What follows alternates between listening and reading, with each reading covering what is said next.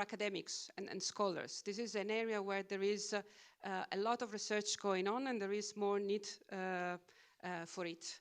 And somehow it's the perfect topic for the SEPS Intereconomics Annual Conference.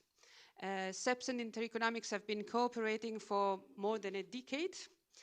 And the annual conference is usually the moment to mark our presence in the policy debate and to foster really the cooperation and somehow making the bridge between academia and policy making.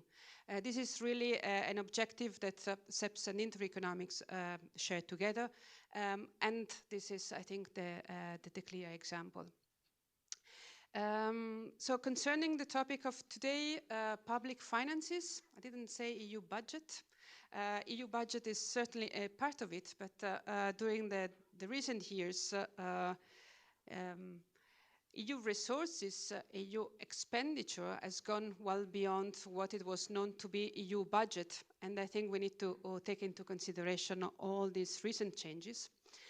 And keeping this in mind, the day will be structured along two main questions. The first one is really, do we need to rethink the EU budget in view of recent events? And the second one is about EU debt.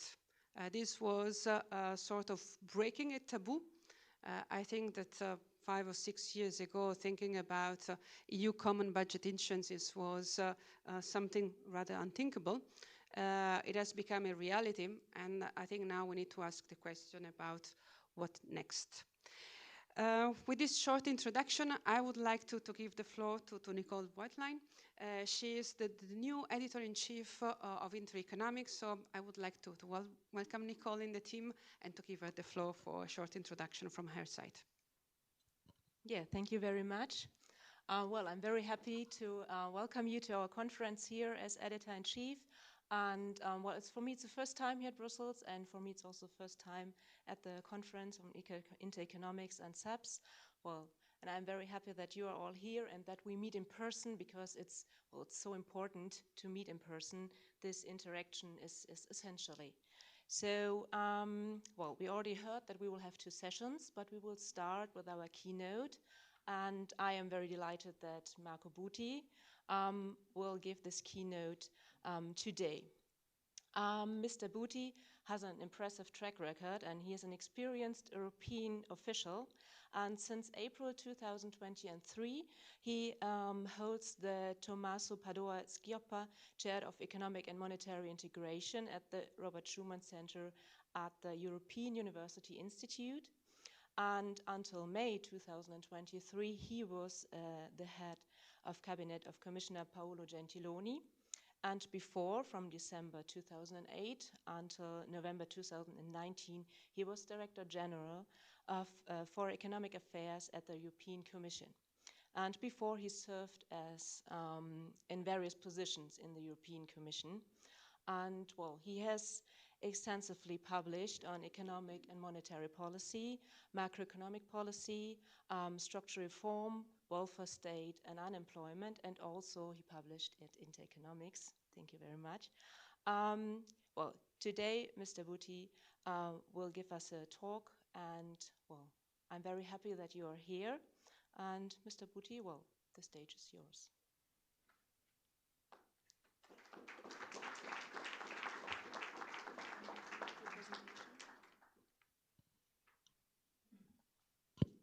Right, thank you very much. I mean, you are all heroes of, being here this morning with, struggling against the elements. So thank you very much for coming. Now, I left the Commission several months ago. Sometimes I don't know whether I'm wearing, a new hat or an old one or a bit the two, etc. Now, today I'm wearing my new hat. So don't dare to attribute to the Commission anything I say. So this being said, I'm also worried a bit about, Nicole is going to be, or Cinzia, the moderator here, giving a bit of science because I have an ambitious set of slides. So I think they can be distributed afterwards if I don't manage to get through them properly. Okay, let's see how.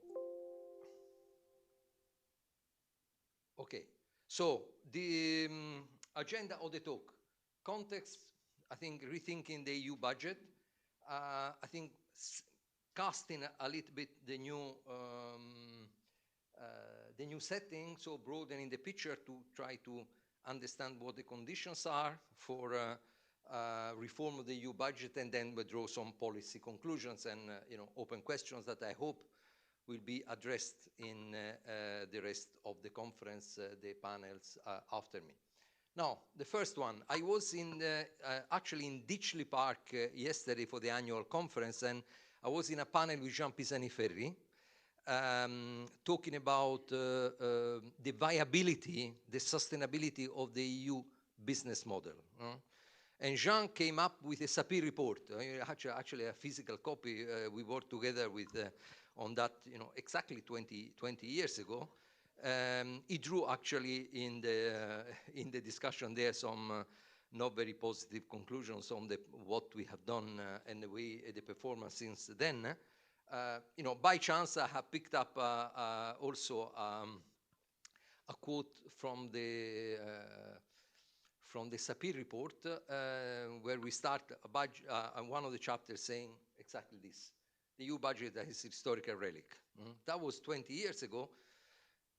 Is it still a historical relic today? And the answer is nuanced. Let's put it like that. 20 years later, is it still the case? Let's see. Now, when we talk about the EU budget, I think usually, we frame it in terms of three elements. One is size. We know, around 1%, been like that for many years, the official budget. Then there is the issue of composition, so what you spend for. And finally, there is the issue of flexibility, so how you respond to dramatically changing events as those we have seen lately. Now, usually in my presentation, often I use trilemmas to frame a bit the conceptual analysis in several areas. So I ask, is this triangle a trilemma? It is analytically not. Actually, one should want to pursue the three. So have a more appropriate size for the challenges of today. I think a more appropriate composition also, so where you allocate the EU resources, and also the flexibility to respond to shocks. So one would want to have the three, but institutionally there is a question mark whether one can achieve the three at the same time, and I think politically even more. So I think you have to see in which basket you put an inevitably, let's say, limited size of political capital. So this can be elastic depending on the development and the circumstances, but it still remains, let's say, an elastic lump sum of political capital. So what I'm going to do in the rest of the talk is actually to essentially focus on the corner of the composition. What you see here, the experience and the panel later, you have participants much more into the running of the EU budget than definitely than me. In terms of flexibility, I think we have exploited all the possible loopholes, all the possible margins to make it flexible and to respond and to adapt. On the size, okay, we have the lately Next Generation EU, which is not officially part of the budget. So, and on the composition, I think it has proved very, very difficult to change the composition. This has been very slow change over time, valuing stability and budgetary peace over other goals. I think that can be a proper choice if one assumes that you are in a rather stable environment, but it becomes very costly if you are in a situation of rapidly changing circumstances and what we are experiencing now, endemic uncertainty. But so the focus will be essentially on composition. Now, I give you my preferred first best rearrangement, first order of generality of the EU budget on the expenditure and on the revenue side. I think we should rethink the EU budget fundamentally on the expenditure side for whatever is related to transfers to member states.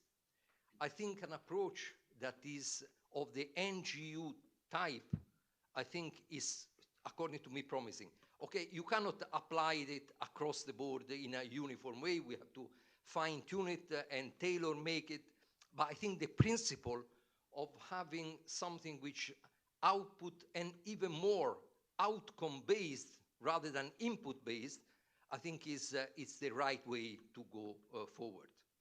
So in terms of providing the incentives for at the national level to do the right things. For the time being, is more, apart from next generation, you more on an input-based. You do the spending, you send the invoice to Brussels, you get the compensation. Then after a few years, you know, some think tanks will tell you whether you have done things well or not. Bygones are bygones by that time. And I think we have to rethink whatever is not related to transfers to member states. I leave aside administrative expenditures and other things, would be to actually focus on transnational projects, so European public goods. Revenue, I think here, traditionally, revenue has been considered to be, you know, you decide on the spending and then somehow we will finance it. This has been the way. So spending has been the priority, and then the financing would come naturally, somehow. I think that model is over. And one will have to address, it is difficult, it is politically untractable, but it is, one will have to deal with the issue of own resources, genuine own resources properly. And you cannot rely, if you want to move to something like I have outlined here for the expenditure, you cannot rely on the fourth resources, so transfers to from the member states. I will show you why later on. And then there is the issue of EU bonds, which have very prominently come to the fore, which is, I think, highly relevant to looking forward. So, now, how do we boost EU added value? I take, so EPG is European public goods, I take that perspective there. So what adds value by doing things together? So, and here what you can see in this, what I have tried to do is to distinguish between delivery and financing. And you have the combination, you do the delivery at the national or the EU level, and you do the financing at the national or the EU level. For what I call genuine EPGs, they fall in the quadrant here of EU. So they are financed and delivered at the European level. This is my second line in the previous slide on the expenditure side. Then you have the national elements, which comes in, and I call the other three options, so the other three combinations, I call it EPGs by aggregation. So the element of the EU added value should still be there, but somehow this delivery or the financing comes from a different combination, so a vertical coordination between EU and the national dimension. So you have finance at the EU level with implemented at the national level. This is NGU type EPGs. That's what we do for the RRPs and the RRF. Then you have the combination delivered at the EU level, finance at the national level. These are projects financed by externally assigned revenue. And then the fourth combination is the loser one of all. So what you do there is you have delivery and financing at the national level, but with respecting some guidelines or some constraints that you set, objectives you set at the EU level. So this is a decentralized way of pursuing EU objectives. So I think this is to frame somewhat the discussion on how to look at the EU added value. Now, I would like to focus on essentially on the quadrant genuine EPGs. So the financed and delivered at the European level. Thank you very much. So a lot of discussion on this. In a recent paper with Professor Messori and Alessandro Coloccia, we try to provide a conceptual framework to analyze this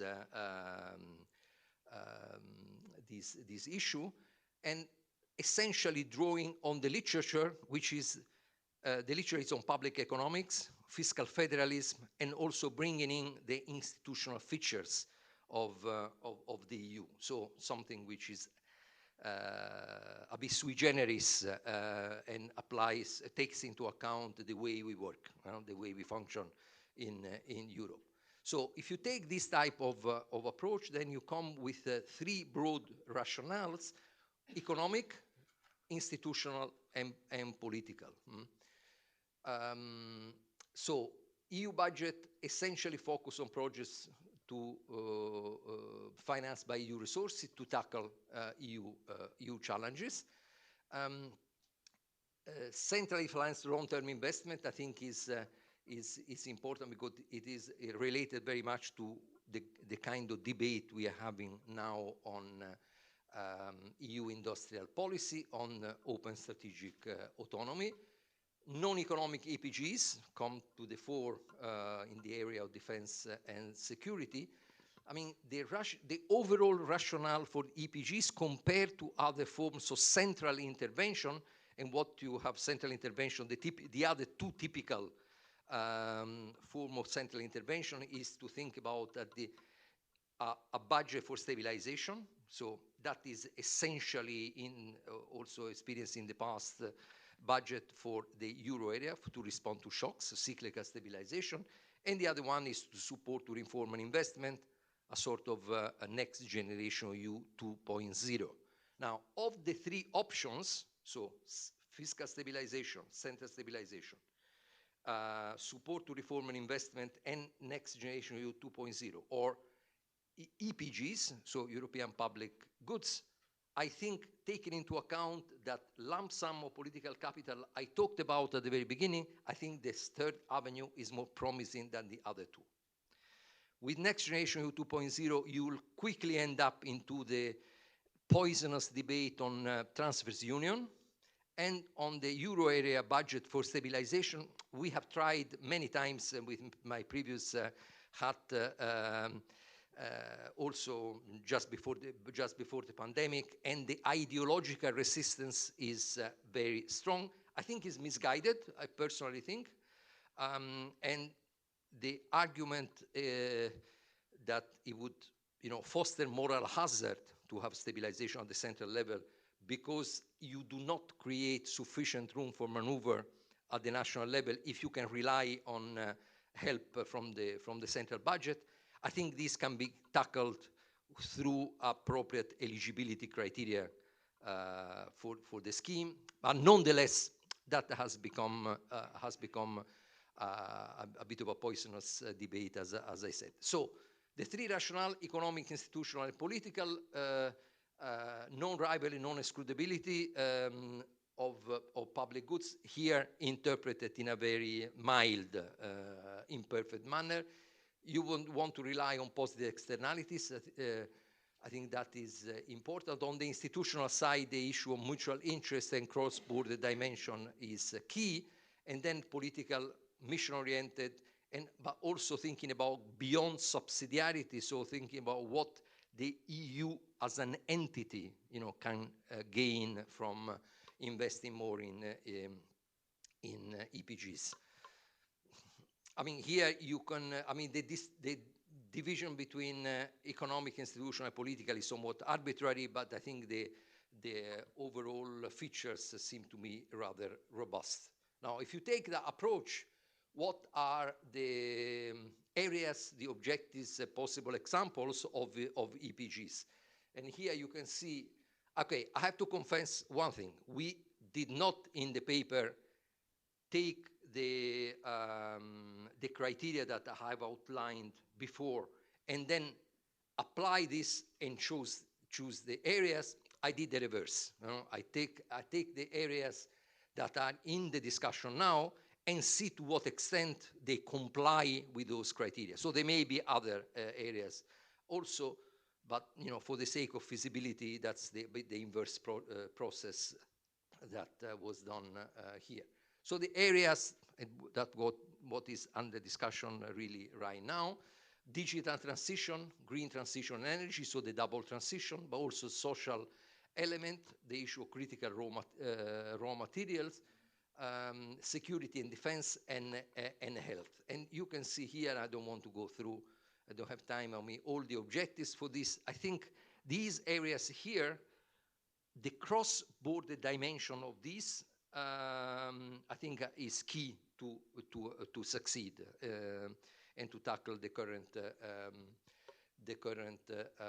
challenges. If you take my previous table on EPGs and EPGs by aggregation, I think you can pursue each one of these of the objectives in these areas here through a combination of the 4 quadrants, but the element of EU, so the quadrant of genuine EPG, seem to me very, very important. And you see some examples that are listed in the final column. So cross-border digital connectivity infrastructure, energy projects, EU platform for skills acquisition and exchanges. I think this is important, by the way, also in relation to the issue of migration, because integrating migrants is the name of the game right now as one of the elements in this very, very difficult debate, but one that cannot be forgotten.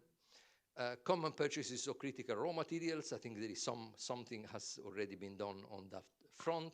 So security and defense. Here I venture a bit outside my realm of expertise. And on the health, we have the example of procurement of vaccines, near-shoring of basic medical facilities. I think is important in preparedness for the next, possible shocks on that front.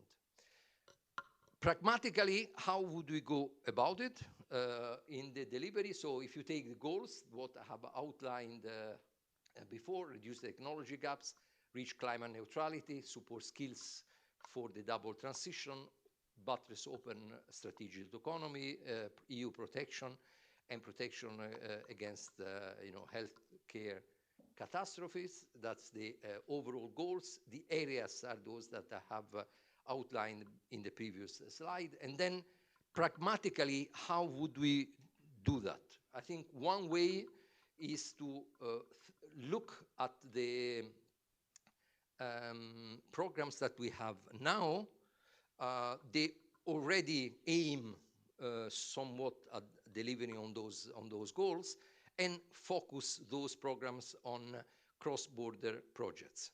I mean, of this, you can see the list here. What I think is underexploited in particular and would be very much in line with the spirit of what we are trying to achieve is the IPCI. So important project, common European interest. You have several projects that are ongoing on that. I think the most notable is the one on batteries, which is important on the reducing the technology gap. But they do not benefit from any support from the EU budget.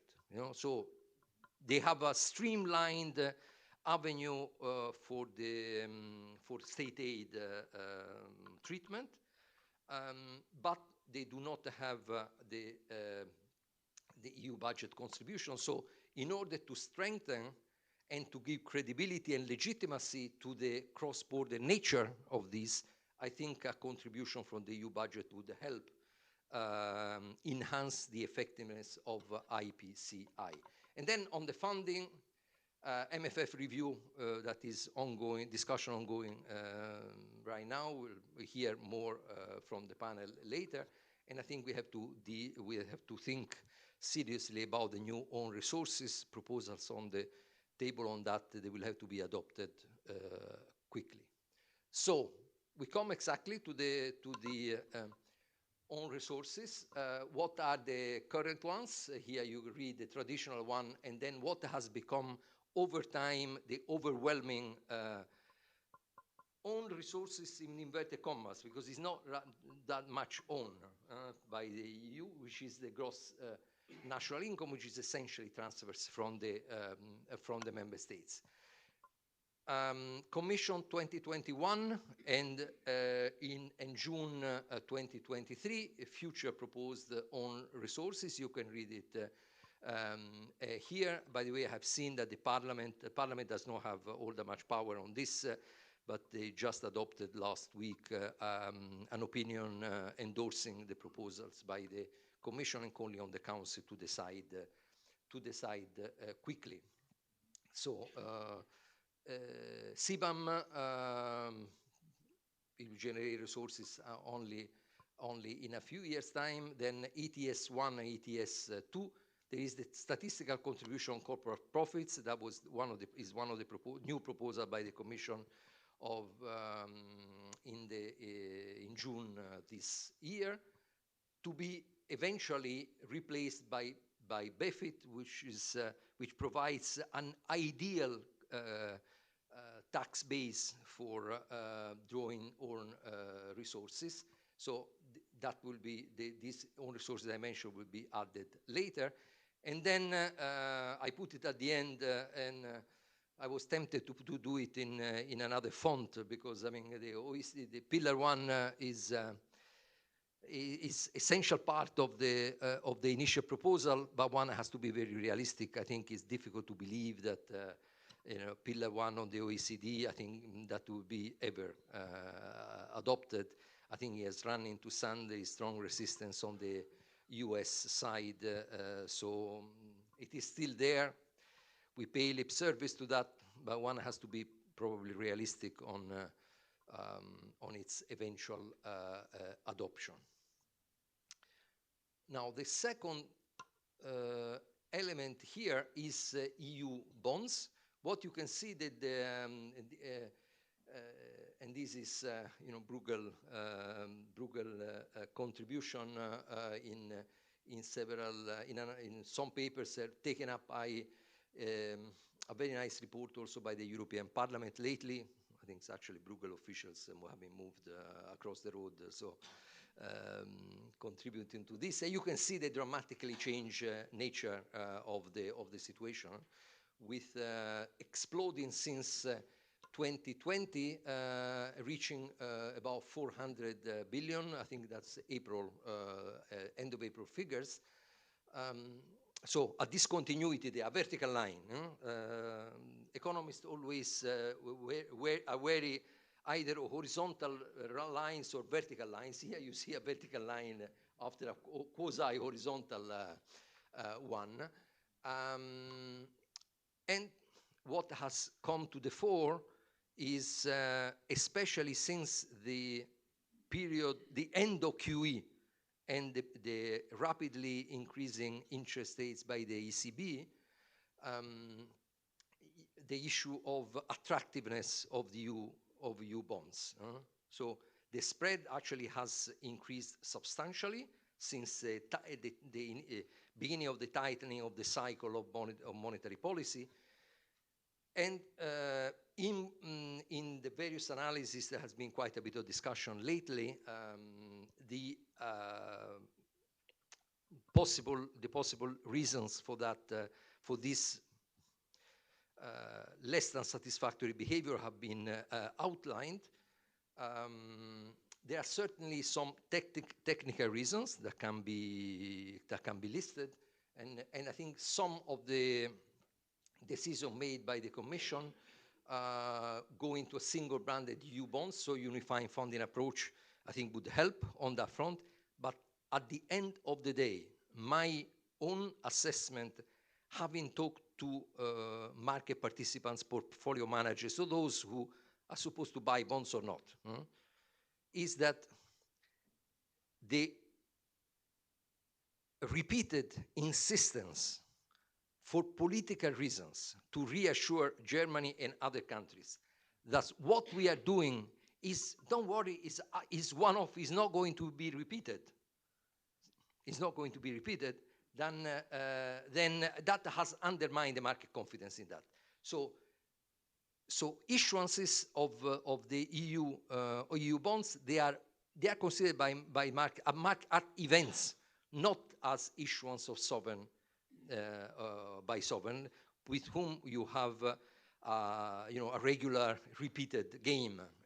So this, I think, is important, and so it is one of the reasons behind this spike. So what we do in the future, and the fact that we do not have yet own resources, proper own resources, I think is undermines the performance of this. So there is a link between the previous slide on resources and the EU bonds here. So I don't have much time. Broadening the picture, I go very quickly here, even though it's the most exciting part of the presentation. So, okay, you go. Okay, broadening the picture. Again, I looked on the other side of the Atlantic and say, okay, if you want to go for some central fiscal capacity, come in the US history called fiscal extraction, as term political scientists call like that. So it basically central fiscal capacity. So for me, I translate into EPGs cum on resources. So what is the experience of the US? You can follow from up no yes to the yes yes across history. And what is key, the US eventually ended up in the yes yes. So federal budget, large one, with fiscal constraints on the EU budget. This link here is key. So it is very difficult to believe that you can actually create the conditions for proper EU debt backed by proper own resources on a permanent basis, not on one-off that we have now, if we do not have credible constraints. And what was key in the US state beyond Hamilton at the end of the 1700 was the fact that there was no bailout in the EU recession 1839-1842, which prompt the constitutional amendments at the level of US states, which introduce a balanced budget commitments. We are not going to repeat exactly that kind of decision in Europe, but I think we'll have to go somehow in that direction. And what is the direction? Here it is. So if we want to get up into the yes, yes, so fiscal capacity cum new own resources, then we need to have credible fiscal constraints on national government. So the question here is to what extent the rules that are being discussed now on the reform of the fiscal framework, the Stability and Growth Pact, are up to the job. So enforced and enforceable rules. You can see here, during the global financial crisis, we had no central fiscal capacity and we had the binding fiscal constraints, particularly imposed by the market. That was not an economic equilibrium. We moved after the crisis 2014-2019 into no, basically. So this was not an institutional equilibrium. The pandemic, great innovation, but in a durable basis cannot be considered a political equilibrium, so we had to move up there. So this is the picture. What are the conditions for reform? Triple T. When we talk about triple T in economics, always economists think about Larry Summers for fiscal policy, so temporary, targeted, and timely. That was Larry Summers back in the global financial crisis. These are three different T's. So threat, trust, and time as creating the political conditions for delivery, in which I would like to have to just 1 second on the time. So time here means lowering the political discount rate of politicians, which means lengthening the time horizon. So these three elements, so the threats plenty around, just look outside the door. Trust to be rebuilt, and the element of connection with the fiscal framework is key, and lowering the political discount rate in the present political circumstances in Europe, I think the most difficult things to do. I go to the conclusion, here they are. So on the expenditure side, I just recall we had to boost the genuine EPGs and adopt, as I've tried to argue, an output-outcome approach to EPGs by aggregation. I repeat what I indicated, the traditional approach, focus on spending, revenue will follow, I think is not working anymore if we want to embrace a fundamental reform of the EU budget, as I've argued. Credible own resources are needed, whatever the expenditure financing, clearly to finance directly, but also to back EU bonds and improve their attractiveness. Why the EU debt is not performing well? Several reasons. One clear is that there is no considered to be EU as a sovereign signature, and continuing to insist on the one-off element, I think, undermines our own case. I think going back to the very beginning, I think we have to rethink probably, I don't argue much on this, but size, composition, and flexibility. And I think there is the link of the fiscal framework, a credibility of the fiscal framework with the reform of the EU budget and establishment of central fiscal capacity. Here there is a recent short paper published by Invox EU by Betzma and Bakker. What they propose is actually to have a fund and accessibility to that fund for transnational projects only to the extent that the countries respect the fiscal framework. So in a sense, it is a way to boost and to give credibility to EPGs by aggregation, as I mentioned it before. Thank you very much.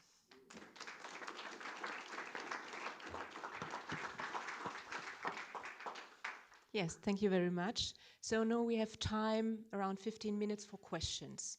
So I will collect maybe 1, 2, or 3 questions. And Kurt Geisert, I'm one of the guides in the House of European History. It was fascinating to listen to you. Amongst many other items, you spoke about defense and security. I had the honor to have in our museum Johannes Hahn with members of his cabinet, and we spoke about PESCO, Permanent Structured Cooperation in the field of security and defense. And he said something very interesting. For Austria, it's not a topic to become a member of NATO, but in PESCO we participate already and we want more. Now, a question for you. You spoke also about the United States. The dependency on the United States will continue, but perhaps one can reduce it a little bit. How do you see the perspective for own resources in the European Union in this field? Thank you. Okay, thank you very much. A key issue on matters that are not in my real domain, but one has an opinion on these matters by almost by definition. I think this is part what I have dubbed here EPGs in non-economic field, even though maybe the ramification under the economics as well. If one thinks about these matters here, I think in the endemic uncertainty that we are in now, what one would want to do is to think on how to make Europe robust, resilience to November 2024. Now, November 2024, you know what is going to happen on the other side of the Atlantic. It's not Alexander Hamilton as in my previous slides, but it's the US elections and the non-negligible probability that we are going to have a Trump or a Trump-like president, which we have seen what happened back in 2016. So somehow we will have to make the EU, robust on that. So now, let's be realistic. Europe will continue to come from Venus, even in the future. We are not going to come from Mars. That is almost, it's in our DNA. Nonetheless, I think progress on that front, I think, has to be done. It is difficult, and here I think the key issue, I think it boils down again to France and Germany. So on Germany, we have the 100 billion in the budget. Now the thing is that how to communitarize that contribution there together with those others. And second, how on France, how you communitarize their leadership traditional on these areas here. So I called my T of time, which was lowering the discount rate. I would really hope that both for the two leaders of France and Germany, that they would lower the discount rate in these matters here and make progress on that front. Whether that is realistic, I leave it to your appreciation.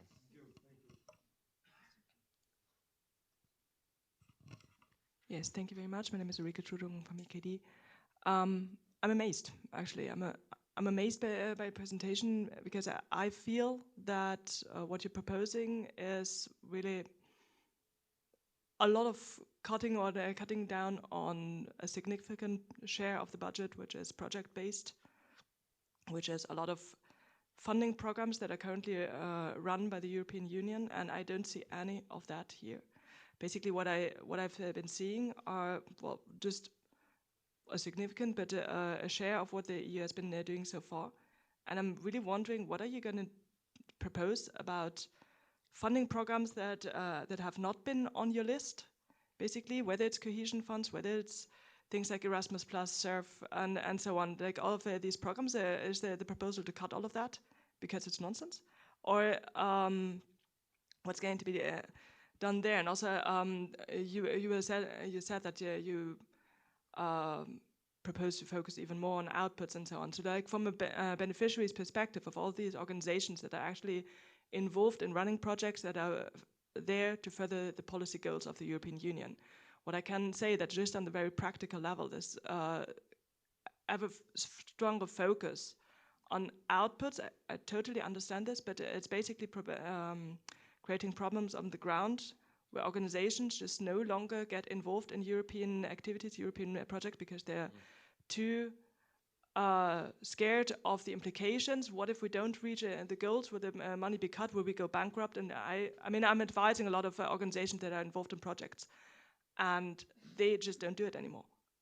And I am actually a bit worried about, is this what you're actually proposing, which is good because it's nonsense, or is this something that has actually some kind of collateral damage? Okay, I am on the very practical solutions is for the other two panels. So they will go into the nitty-gritty of a number of questions that I think you very legitimately put forward. So I stayed at the level of generality, which was very high. So, but if I would have to take, if I would take my, let's go back here a moment. No. Okay. Okay. I think you can place a number of the programs that you have mentioned actually in this table here, if one would refine it appropriately. Now, I think on take the cohesion fund, I think there is, I know that there is resistance on that front. Is the fear that not to have enough solidarity embodied in the EU budget. But I think looking at the future, and I'm trying to think also for beyond the next year or years, with that EU 35 plus, where all the countries that come in, they have one feature in common. They are going to be all on the recipient side. So all net beneficiaries to this. So I think moving on the cohesion policy to something which is more outcome and output based, I think there is a strong rationale for that. And on other programs, I think at a certain point we will have to bite the bullet and really look at whether directly or indirectly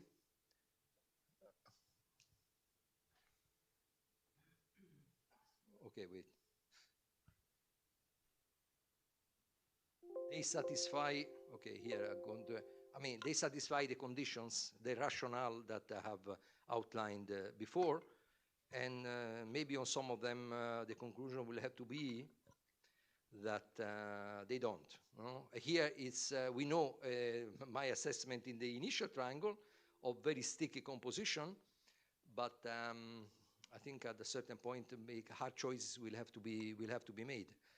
Many of the programs on R&D, but also on agriculture, food security, I think they will remain, but others will have to be scaled down.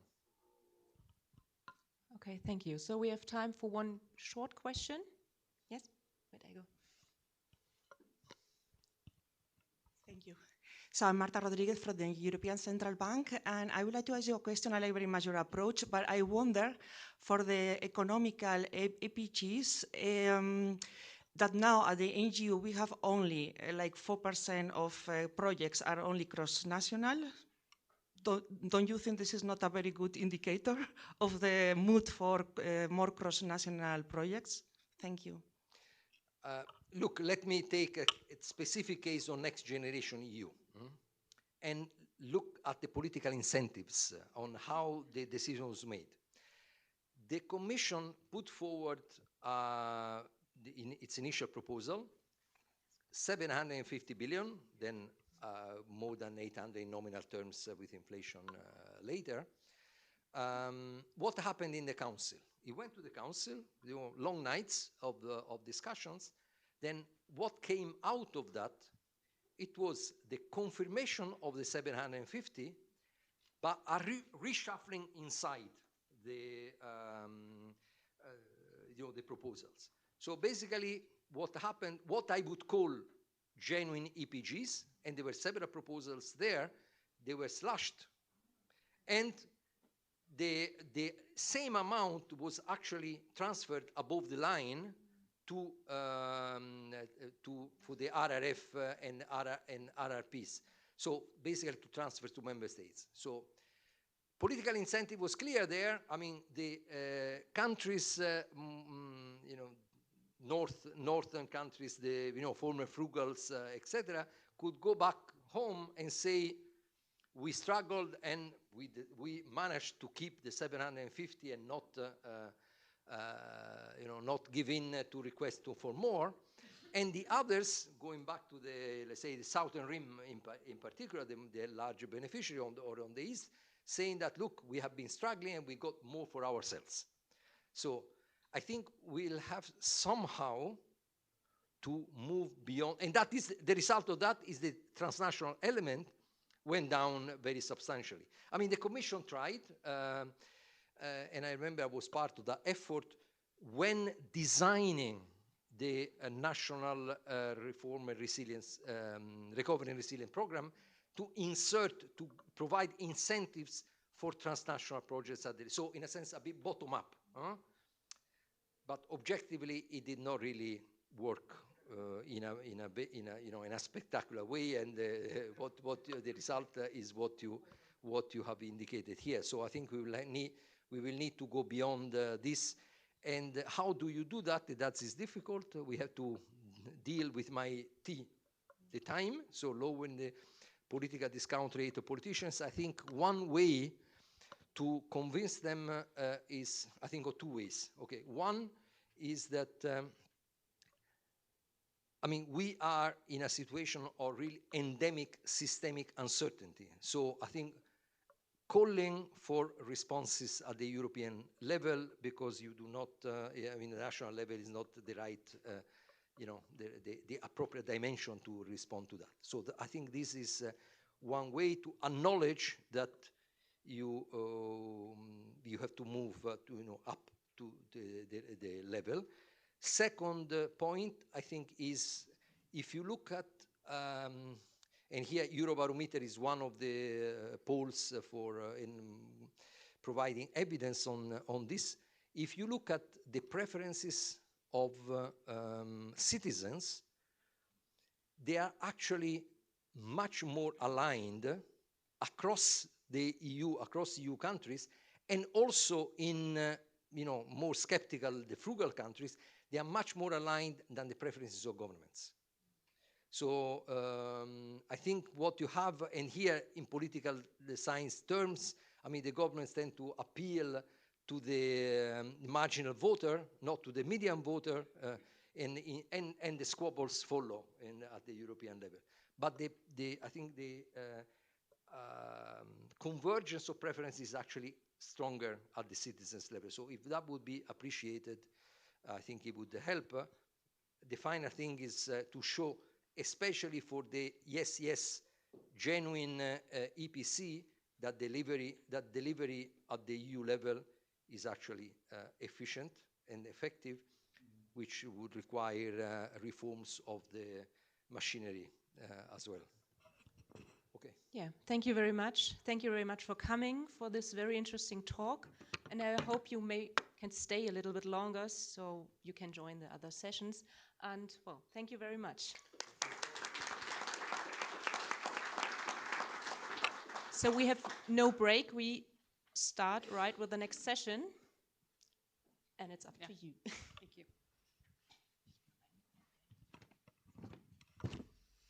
So we move straight to the first session, which is about rethinking the EU budget, why and how. It is actually falling really straight from the excellent talk that Marco gave. I would like to invite the speakers to sit next to me. I'm really glad to have Lourdes Acedo Montoya. She's head of unit MFF, Multi-Annual Financial Framework, and Economic and Budgetary Analysis in the Director General for Budget at the European Commission. Professor Ian Begg. Ian is professoral research fellow at the European Institute at the London School of Economics and Political Science. And last but not least, Margit Stratzenstaller. She is a senior economist at WIFO. She has been working on macroeconomics and public finances for a couple of decades.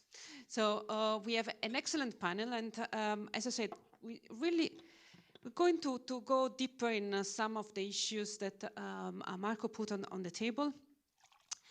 And I mean, if we go a step backward, I mean, the EU budget primary purpose was really to foster convergence, economic convergence and social cohesion, basically providing essentially support to regions lagging behind, and in order to be able to grow convergence within the EU economy. And the way this was done, it was basically funding long-term investment through a multi-annual planning.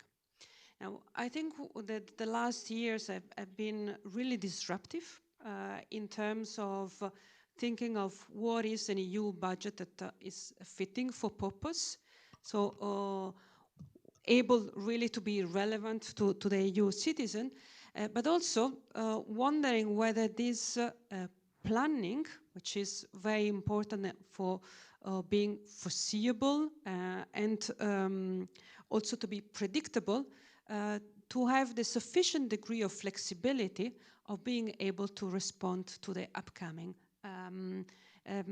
issues, questions, and crises. So in a sense, this has been really raising a very fundamental question about the role of the EU budget. Two dimensions, really, its main purpose, and whether this planning, this idea of pluriannual planning is really an approach that is suitable for the reality in which we live. So I will start with an open question, actually the same question to the three speakers, in order to collect some different views, and then I think we can have a really a conversation and a discussion. And really the question is, should we rethink the purpose of the EU budget, maybe along the lines proposed by Marco, or should we stick to what we have also along the lines that one of the person in the audience suggested, and why? I would like to start with Lourdes. Thank you, Cinzia, for the invitation. Well, it's always, I feel some pressure after speaking after Marco, having worked with him and for him for some time. So I will try to develop some of the issues. So we have a deadline in our minds, which is July 2025. So it is excellent to have this type of discussions today because we can use this time to bring in the reflections on the audience into the actual policy making. So the time that we have until July 2025. We also have in this time an important political benchmark, which is the political cycle change in 2024, not only in the US, but also in Europe. And this will certainly influence our EU budget and the composition. So can we continue as it is now? I don't think we can, and I'm speaking as Commission representative, but also on a personal capacity here, simply because the world of today is not what it used to be. And I think that here we will be tackling some geoeconomics challenges, but also some geopolitical challenges. What are these geoeconomic challenges? Competition and global competition. So this will influence the way we do our economic policies in the EU. So how we react to supply chains disruptions, how do we ensure that we have sufficient materials. This will certainly influence the way we do our economic policy inside the EU. But also the skills, and there is this social dimension. Is our labor force fit to the challenges that our economy or new economy requires? So future-proofing our economic policies across the board to this new global environment, so the geoeconomic challenges that I mentioned. The other aspect is geopolitics. Wars are in our doorstep, unfortunately, and clearly this is influencing the way we do our policy, regulatory, but also financial.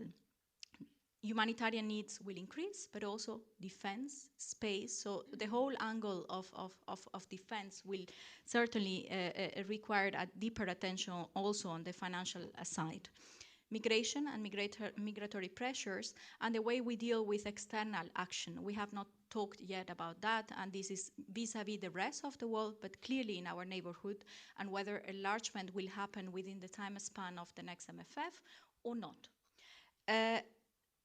Along these global challenges, we have the climate and digital transition across the board, influencing all our policies, and there is no stopping of that, and there shouldn't be a stopping of that. There should be a realization and management of those two challenges.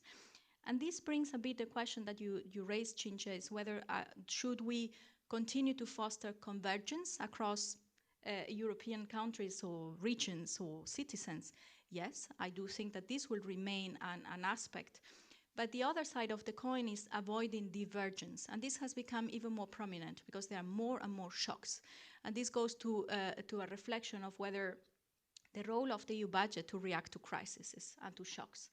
And there is one element that is across the board that I think it's also we need to reflect is the sort of European values or European ethos, because this is part of the avoiding divergence of fostering convergence. So we should also think not only as economic agents, European economic agents, but also as Europeans and with European values.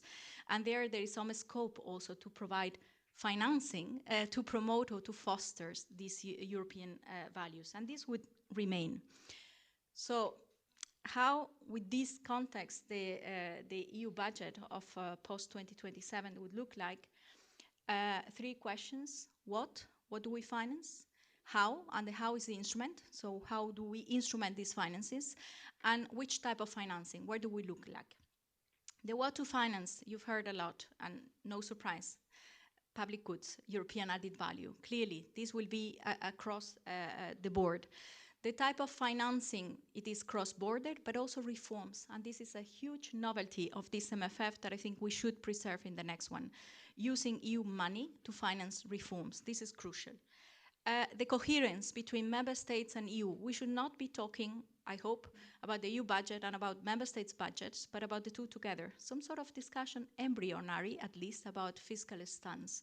And there we need to look for complementarities between the financing and how this vertical complementarity that also Marco referred to, I think we need to look into that.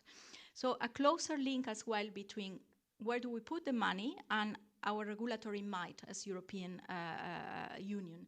So better complementarity so that we have more action. So this is the what. The how. So far, when we go into the politics of the discussions of the budget, we have some pressures on member states, kind of only pre-allocated envelopes count, and some pressure also once we go into the institutional side for the parliament, only direct management counts. This is, in my personal view, not a very constructive negotiations for the EU finances. We should be instead discussing what do we want to finance and what is the best way, what is the best instrument. In the end, it's an instrument, what it is, pre-allocated envelope, but with clearly a European added value dimension, or whether it is an instrument based on competition. It depends on what we want to finance. If it is transport, if it is energy, if it is education, there might be difference. And therefore, we hope, I hope that we can have this type of discussion in the next MFF. There is the issue of performance, clearly, that I think we should not be hiding around it. And I think it is important that we have this discussion, how to finance on the basis of performance. And the issue of flexibility. The EU budget is extremely rigid. It is not only about the programs, it is the ceilings, how to move money across the ceilings. There is then the own resources ceiling on top. There is some financing like interest expenditure now, which is subject to a ceiling. So there are a number of issues in relation to the flexibility of the EU budget that do not exist in national budgets. So our objective should be that no euro is left unspent, so that the money reach quickly. And there I go to what it was mentioned before, if I may, of how to deal with efficiency on our processes so that the beneficiaries can get the money quickly. And there are some reflections into that we can come later. And that there is no euro badly spent. And this is all the dimension of sound financial management, also respect of the rule of law. So I think this will be across the board. There will be on the which financing, if I may, a bit daring or challenging to you, which is how to look at our EU finances in a holistic manner. There is life beyond the MFF, and we have proved with Next Generation EU, also using external assigned revenues. There is a clear reflection and need to have more on resources, for sure. We need that. There is a reflection also on how to use our financial space, our own resources ceiling in full. So we created a proposal for financing of Ukraine last year, covered or guaranteed by the headroom. So let's use all the financial might that we have. Let's use private sector, so financial instruments, yes, they can contribute. Let's use member states' money, better coherence, co-financing rates. So let's look at the financial might of the EU in its full, beyond the EU budget. So let's use all the space that we have in our EU finances. Obviously, this requires some institutional balances or questions that we need to look at, geographical balance across the EU, but also policy balance. But I think that with this, maybe we are getting closer to a fiscal capacity in some form, and we can have this discussion in that terms.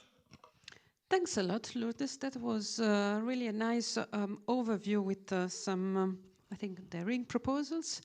I would like now to move to Ian.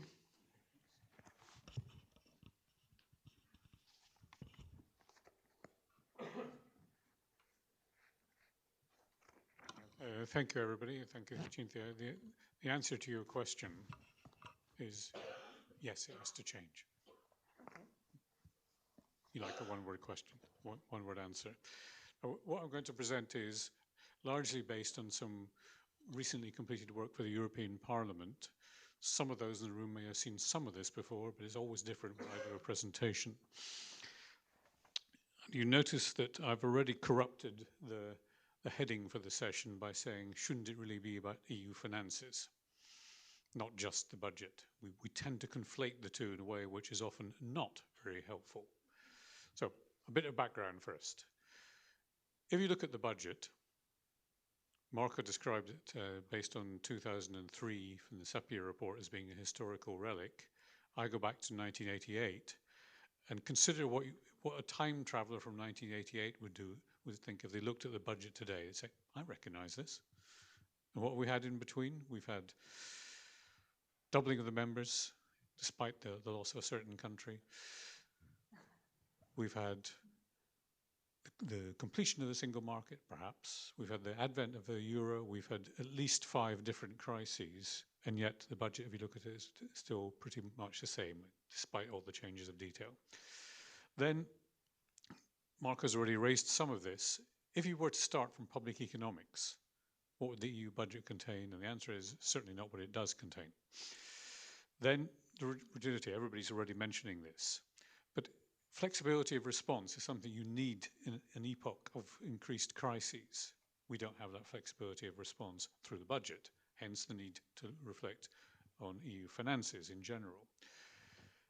That meant all these off-budget mechanisms of different sorts, mainly borrowing and lending, not exclusively borrowing and lending, and the advent of Next Generation EU funded through what's, in technical terms, external assigned revenue, which is allowed for in Article 21, if I remember correctly, of the financial regulation.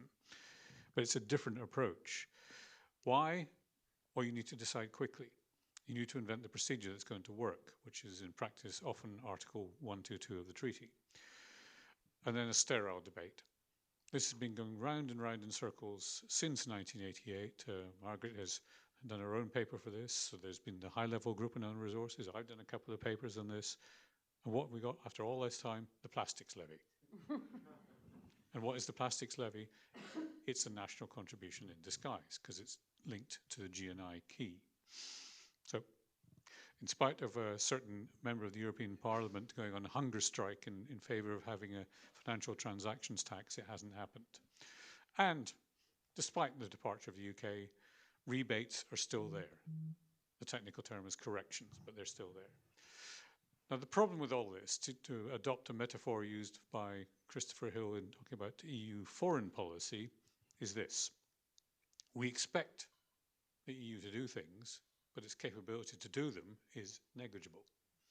Crises, the EU should act. New problems, the EU should act, like the green transition. But with what? The resources are negligible. It's a big headline total, but it's 1% of gross national income. And with all these things that are on the table, why is it not appropriate for the EU level to respond? Well, the answer is that the member states do not want to give any kind of power to tax to the EU level or autonomy in how it decides its budget. So there's fundamental political economy dilemma in all of this. Therefore, what are the challenges? How to fund all these things, a climate fund, a facility for Ukraine, that's today's agenda. What's the next one? Well, it could be that we have to do something, all the list of things that Marco mentioned, from social health, security and defense, all these things. What terms? Should they be loans or should they be grants? Should they be co-financed or not co-financed? All these kinds of questions arise. And there's a danger in all this if we say that all these new things have to come in. You crowd out existing policies, which everybody, at least in the current negotiation sphere, wants to retain. Cohesion policy, agricultural policy. The own resources ceiling has been mentioned a couple of times. It's maybe worth stressing its critical role in allowing the borrowing to go on at EU level, because it's a de facto form of guarantee. That headroom margin is the means by which the EU's borrowing is guaranteed, because it's not a sovereign. The markets just about understand this, but it's a very weird form of guarantee, which is not something that is normal in the public finance literature. Then you have different approaches to governance. Marco mentioned an idea of moving in the direction of outcomes rather than just send the bill to Brussels and we'll pay it, outputs and outcomes. Although I'm told that because outcomes doesn't translate into other languages, you have to use results, not outcomes. Risultati. There's no word for outcomes in Italian. Then, how do you legitimate all of this? Not easy, because the European Parliament has this almost bizarre role in the EU's finances. It's heavily engaged on the expenditure side and absent on the revenue side. It's been largely sidelined on the debt side because it's all been done through Article 122 or similar mechanisms. Can we solve them? Yeah, of course you can. All these things can be solved if you try, but it needs political will and political transformation. Now, this may look complicated, but it's an attempt to show in the middle the new demands on the EU budget, which is that there are certain things the EU has to do. It has to pay salaries, it has to meet the debt interest before it can consider doing other things. And I had a long discussion with Thilo, who's in the room, about what discretionary and non-discretionary expenditure means. We went back in history and thought, well, there used to be something called compulsory and non-compulsory expenditures. Not that. This is the things that have to be spent before other things can be spent. And this is affected by it's gone too far, by the debt service, by the potential calls and guarantees, and it can be affected by what financial markets take as a view. If they up the premium on EU borrowing compared with Bunds, or get pose more questions about the level of spending, that can cause problems, but also the macroeconomics on the other side of this. And this could lead to one of two solutions. Either cut other budget lines or increase the demands on own resources, which in practice means, under the present structure, the monthly payments by member states, which each finance minister resents. That's the kind of challenge we face here. Now, I want you to think differently. Suppose I gave you this, a blank sheet of paper, and said, write down what you want from the EU budget. Dramatic pause. What would you put in it? Well, there are things that you can't avoid. Administration costs, things that are in the treaty, such as the structural funds. There's some of what Marco has been talking about, real EU-level public goods. I don't need to go through the list again, particularly if they are under-provided for certain reasons because of appropriability by member states. And then you have the other bit that Marco mentioned, public goods at EU level, at national level, which are nevertheless for EU purposes. And they can include distribution, if you think about it. We have distribution, which is a basic public finance tenet, among member states, but it's not redistribution as Musgrave envisaged it, which is at the level of households or citizens. It's accidental if it falls on citizens and households. And then loans, grants, what conditions? These are the kinds of things that you'd want to put on your blank sheet of paper if you were starting afresh. Now, also, I think that it's time to think in terms of not just of national fiscal frameworks, Lourdes and I have discussed this previously, but of the EU having its own fiscal framework. Now, the simplified version of this I'm going to show you here, but there's a more complex version in the last paper we did for the European Parliament, showing the interlinkages. But two obvious bits, expenditure and revenue, but going backwards here. Also, you need to think about risks and how governance applies. And I put a separate angle to this, which is legitimation, which might be considered part of governance, but that's up to you whether you think it needs its own component here. So, to try to provoke, 35 years, back to your question, Cynthia, yes, you need a major reset. Marco just said to us, it has to be based on EU public goods. But that means we need a discussion, a real debate about what is an EU public good. It's not as easy as just saying, well, there's two categories. There's national public goods and EU public goods, because it's often in what you might call the eye of the beholder. I think, if I'm French, an EU public good is agricultural support. If I'm Spanish, I might think maybe something to do with more money for transport facilities and so on. Let's do something about constructing an EU-level fiscal framework. we need it. We need to think through the different components of that. And that is in large part about how you deal with either integrating or separating the off-budget mechanisms in a way which makes economic and political sense. You could say, let's try to drag nearly everything under the ordinary legislative procedure and make it function that way. Or you could say we just want separate accounts for all the borrowing and lending and leave the MFF and the revenue side like they used to be. Own resources, well, the revenue side should not really be about yet another empty debate about whether it's this own resource or that own resource, CBAM, financial transactions tax, VAT, as Alain Lamassoure used to call for, or something else. Instead, let's set ourselves a target. Set a target for a share of own resources in the future and a deadline for achieving that. That way, it becomes political. And my suggestion to conclude all of this is whether it might now be time to have some variation on an intergovernmental conference to take this forward, because it gets lost in the annual budget negotiations. It gets even more lost in the MFF negotiations, which a rather cynical remark from the European Court of Auditors suggests is now a 13-year cycle, 3 years of preparation, 7 years of the MFF itself, and then 3 years of N+3. So it's a long time in which rigidity applies. And to give you a last bit of food for thought, I have to quote somebody from LSE.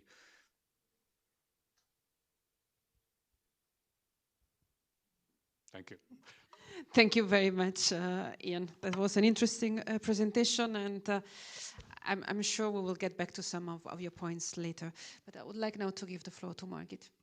Yeah, thank you very much. Thanks for inviting me to this very, very timely conference on an issue that's actually topical all the time, but it's particularly topical at the moment regarding the ongoing MFF midterm review and also halfway through the implementation of the current MFF. And I'm particularly happy to take up several points that have been addressed before. And as we heard a lot now about the overall architecture of the EU budget, EU finances, whatever you will, I will focus on the specific aspects, namely on the green aspects of EU finances, considering still the core project of the Commission, the European Green Deal, that envisages a green transition in the EU, and as you all know, aiming to make the 27 member states climate neutral by 2050.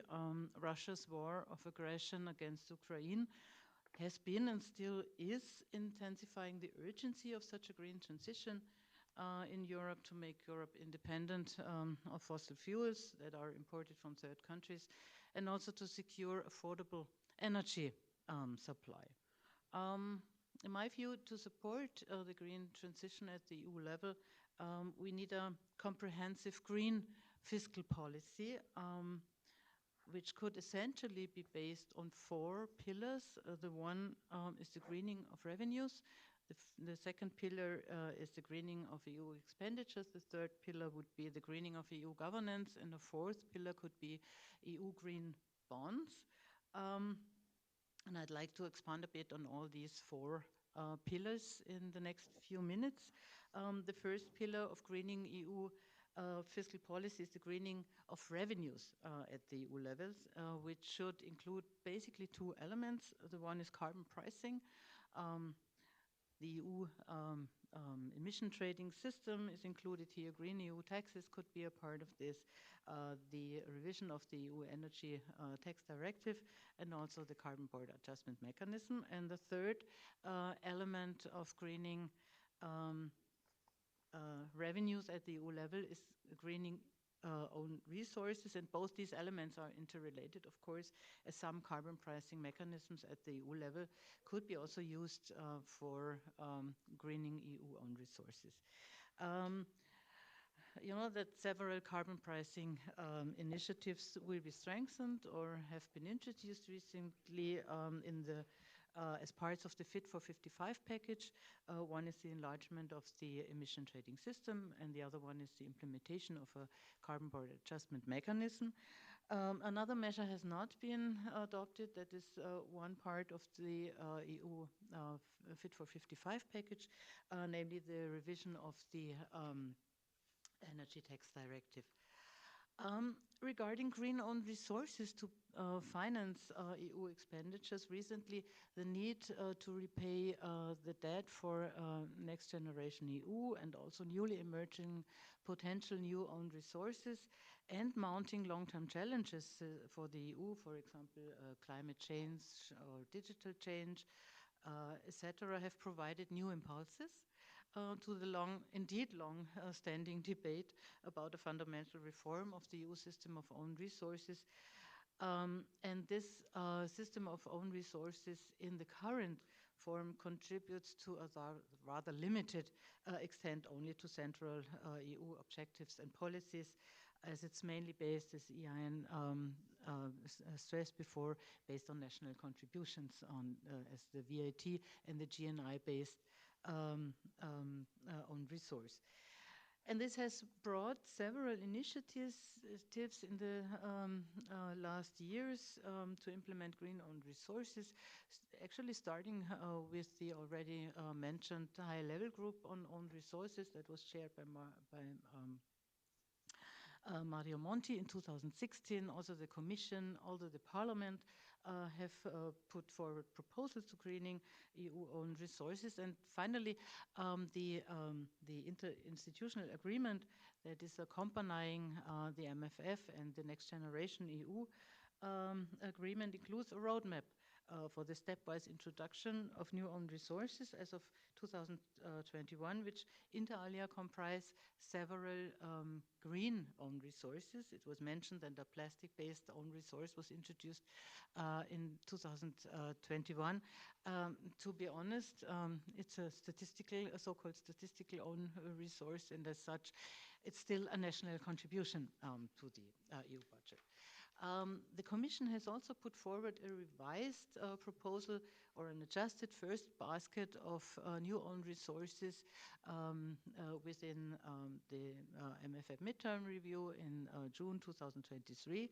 And this adjusted basket includes an ETS-based own resources and another own resource which is based on the carbon border adjustment mechanism. It shall be implemented in 2023. Actually, I think it should be implemented in 2003 already. Now it's envisaged for 2024, but its adoption is still pending. Second pillar of greening EU fiscal policy is the greening of EU expenditure. The centerpiece of spending at the EU level, of course, is the MFF, but there are several other instruments too, and I think the most important one, of course, is Next Generation EU, adopted in 2022. The MFF is explicitly being used as an instrument of climate protection since the MFF 2014 to 2020 by introducing climate mainstreaming, as part of which a target of 20% of all expenditures was set for climate protection spending. The European Recovery Plan, including Next Generation EU as well as the MFF, increased this climate mainstreaming goal to 30%.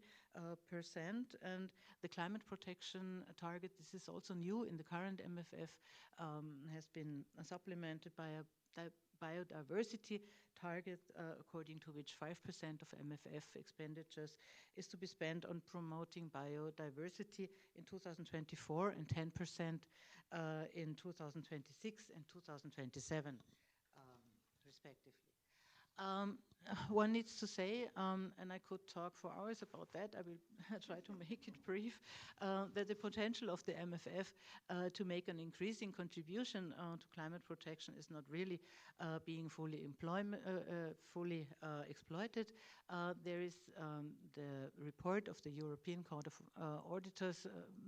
I guess that many of them here in this room might have heard about that, that stated but that the share of climate expenditure in the last MFF, 2014 to 2020, did not reach the envisaged 20%, but also around 13%.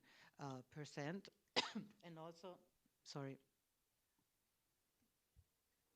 And also the Court of Auditors expressed doubts as to whether the current MFF will really contribute to the new increased spending targets, climate mainstreaming targets. The third pillar of greening fiscal policy at the EU level is the greening of EU governance, which may regard in particular the greening of the European semester, but also the reform of the EU fiscal rules. I'm sorry. As half the people here in the room, I have caught a cold. But I'll be in the end in half a minute. A fourth pillar are green EU bonds, which may be topics that could be discussed in the second panel. And now I stop here because I'm running out of time, and also to save you from more coughing. Thank you very much. Thank you very much, Majid. I think that the green dimension is an important dimension. So if I try to summarize the answer to my question, I see a combination of a big yes, certainly from Ian, and then a bit more mixed between yes and, if you want, continuation of this existing pattern of increased share of resources devoted to new or reinforced priorities as they emerge. But I think that the common denominator is really the fact that we need to think of the budget as the EU instrument can respond to new needs. And it's clear that the needs are just increasing. I think this was made clear by both Marco and Ian in a very clear way. And there is more and more demand for actually an EU response. Maybe just as a parenthesis, and to increase this list, just last week, we had an entire day event on social investment. And within, next to social investment, green investment was often mentioned. And one of the big issues was actually how governments can be able to meet all the investment needs in green and social, especially once that the RRF is over. And there is a big concern that when the new fiscal rules will be in, this will basically materialize as fiscal consolidation and therefore cuts of this kind of expenditure. So the natural answer is we need an EU response. So there is a growing demand for an EU response, for which we would need EU money, which, as Ian clearly said, is not available. So I think we are faced with a number of dilemmas. I know Marco likes trilemmas. I tried to put it as dilemmas, but I think we have a few of them. Now, let me go back to Lourdes. I think you mentioned convergence and competitiveness. I mean, somehow these are the core of the single market and the EU budget as a support for the functioning of the single market. However, in the current context, if we think of the geopolitical challenges and geoeconomic challenges that you mentioned, and this idea that the European Union needs to achieve strategic autonomy, I think we end up in a situation which is much more complicated than what we were used to have in the past. Now, let me put it in a bit provocative way, but it's okay, if we really believe that we need to achieve strategic autonomy and global competitiveness, shouldn't we give money to the regions which are more advanced and could benefit more from EU budget to develop new technologies and boost European competitiveness and strategic autonomy instead of giving to the poor regions? Okay, the provocation is there. So let me then turn the question into not about the instrument, because when we think about regions, we think cohesion, okay? But rather about the objective, competitiveness in relation to a more challenging external environment. So there we have two aspects, the competitiveness in sectors and the competitiveness in the territorial dimension.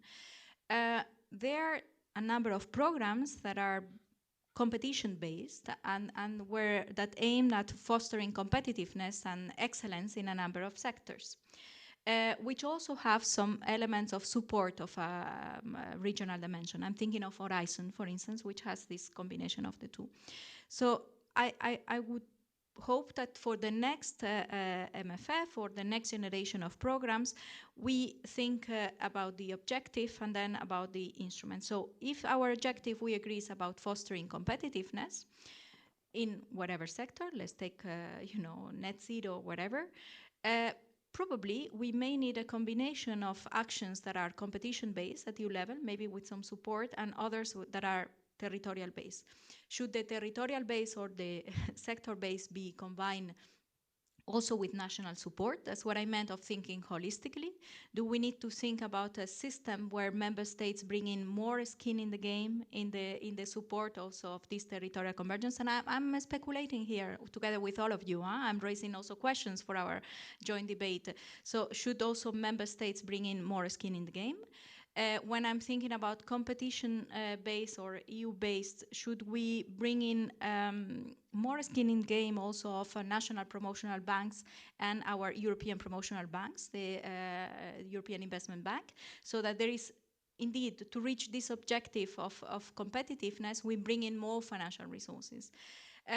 Because let's face it, without proper or an increased financing or a proper debate on all resources, we will end up with a situation also of tensions in the negotiations on the size of the MFF. And I think we need to think holistically also of how to achieve this goal. So that would be my tentative response, which would require, of course, much more careful reflection of how to bring in or how to connect the different challenges.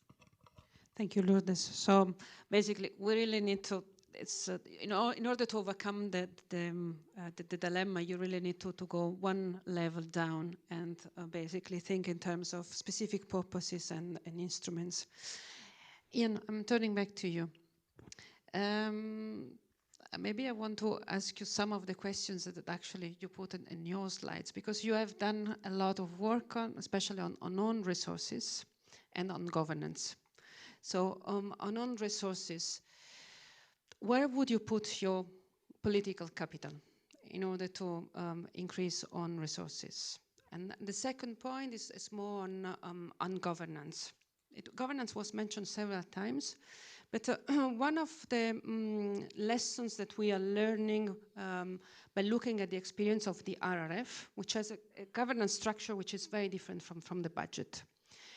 Do you think there is a lesson to be learned in terms of higher centralization, maybe given that we are focusing a lot on public goods? Or should we just keep the more decentralized approach that is typical of the EU budget? Well, I'll start with the second question. I don't think there's a single or easy answer to it, because the member states as administrations have the capability to implement EU policies that are not realistic at the level of Brussels. So it has to go through member states somehow. But you do get a clash of methodologies. The traditional cohesion policy is very much send the invoice once you've done it, even though DG Regio has been trying to push them in the direction of focusing more on outputs and maybe eventually impacts. The RRF has the milestones and targets approach, which some would say makes more sense, but at the level of the administrators in Rome, or maybe not even in Rome, in Cagliari or Palermo, it's the same people doing it, implementing two different systems, and that can cause its own tension. So there's a need to look at it to see whether we can get the best of both methods. It's always going to be member states, but have a control mechanism and a governance mechanism that makes sense to get the optimal usage of the public funds coming from Brussels. I think I'm saying more or less the same thing as Lourdes in this. On own resources, it's maybe worth taking a step back and saying, where do own resources come from? And the answer is they come from taxpayers. Maybe businesses, it may be citizens, but somewhere along the line, unless you can somehow tax the rest of the world, it's got to come from taxpayers somehow.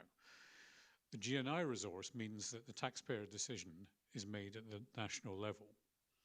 And it can mean that two citizens from different countries are paying different amounts towards the EU because of the nature of their individual tax systems.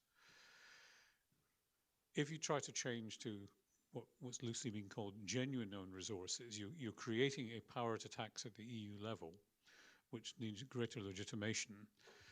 At present, it's done through the own resources decision, which has to be done by unanimity, which is why it's so hard to change. So one solution could be to undermine or diminish the unanimity involved. But then you face the backlash that if you are going to use one of the many mechanisms that's been suggested for corporate taxation, countries like Ireland, Estonia, and Slovakia are going to say, no, we're not having this. So you need to either to break down the unanimity to maybe a super qualified majority rather than the standard qualified majority, or find some way of compensating these countries which think they would lose. But then if you look at some of the other proposals on the table, like using ETS, it sounds obvious. I mean, ETS is something designed at European level where all the revenue goes to the member states. But then you look at the Commission proposal and you find that what's in it? It's full of that dreaded word, corrections.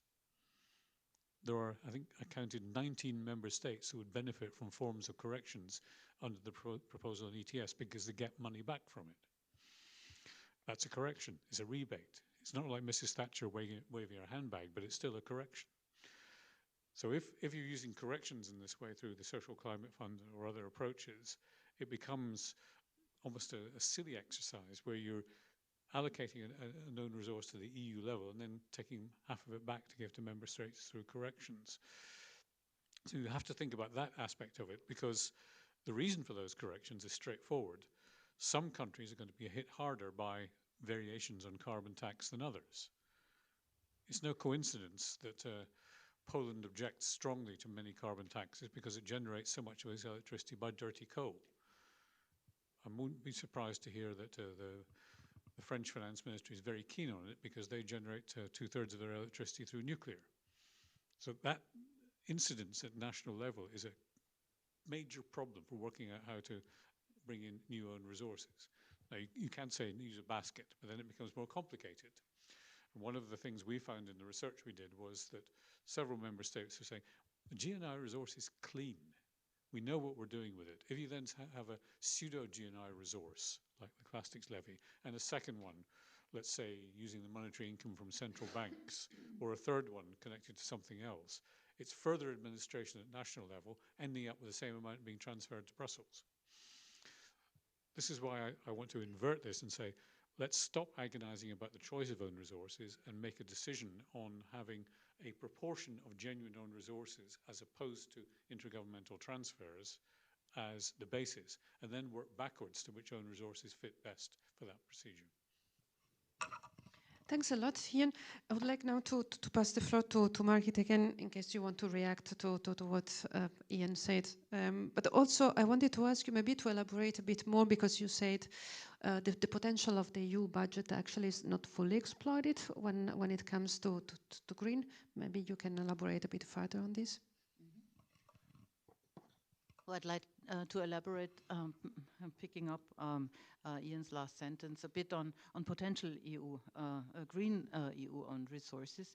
And I think it's important to really think about these as it would, first of all, strengthen the link between what the EU is doing on the expenditure side and where the revenues come from. There is no link at all. Of course, you're right. Of course, the easiest solution is just to have a GNI-based own resource and to get rid of the other ones. But there is of course no link between the GNI-based own resource on the one hand and on the expenditure side on the other hand. So and still don't give up hope that there will be one, that there will be more successful initiatives to introduce green-owned resources at the EU level. And I think the more pressing the climate and the environmental problems are getting, the bigger chances might be, yeah, to have such own resources. What could be options? The one option that we really got now is, of course, not very satisfying. It's a plastic-based own resource, as it's in reality. It's a national contribution, which is called plastic-based own resource. But the other two options that the Commission has just put forward again in a slightly adjusted form is the ETS-based and the carbon border adjustment mechanism-based EU-owned resource. And they have, of course, two characteristics, several characteristics, but particularly two characteristics that makes them appear as particularly suited as genuine own resources. The first is that they stem from union policies and thus can be considered as real, genuine EU-owned resources. And the second aspect is that they would not exist without EU coordination. So they are really genuine own resources. There would be another few options for green own resources that I think should be explored further. One is a tax on cryptocurrencies. Cryptocurrency mining is very energy intensive and is associated, as far as I'm reading, with negative environmental effects. So that could be one interesting candidate to further research, and I think also it's hard to introduce it at the national level and to effectively implement such a cryptocurrency based on cryptocurrency taxes on the national level. Another option would be aviation taxes. I think it's obvious that it's hard to implement them at the national level. And of course, you're right. On the one hand, that such a basket of new own resources would complicate matters a bit. But on the other hand, I think such a basket could address several also climate-related challenges that can't be addressed at the national level. And at the same time, maybe if you have different sources from EU owned resources, that they might cancel out a bit altogether, and making this indeed problematic rebates superfluous. So I'm not in favor of rebates, and I absolutely agree. The exceptions and the rebates that are foreseen for the ETS-based own resource are really not a good idea. Yeah, Nancy, you want to react quickly? Yeah, I think the fundamental problem is a political one of not giving the EU level the power to tax.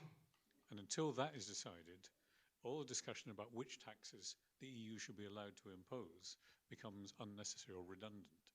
So that's why I think that what I'm suggesting is a different approach, rather than just going through a long menu of potential own resources and saying this one scores 9.3 points and that one scores 9.2 points.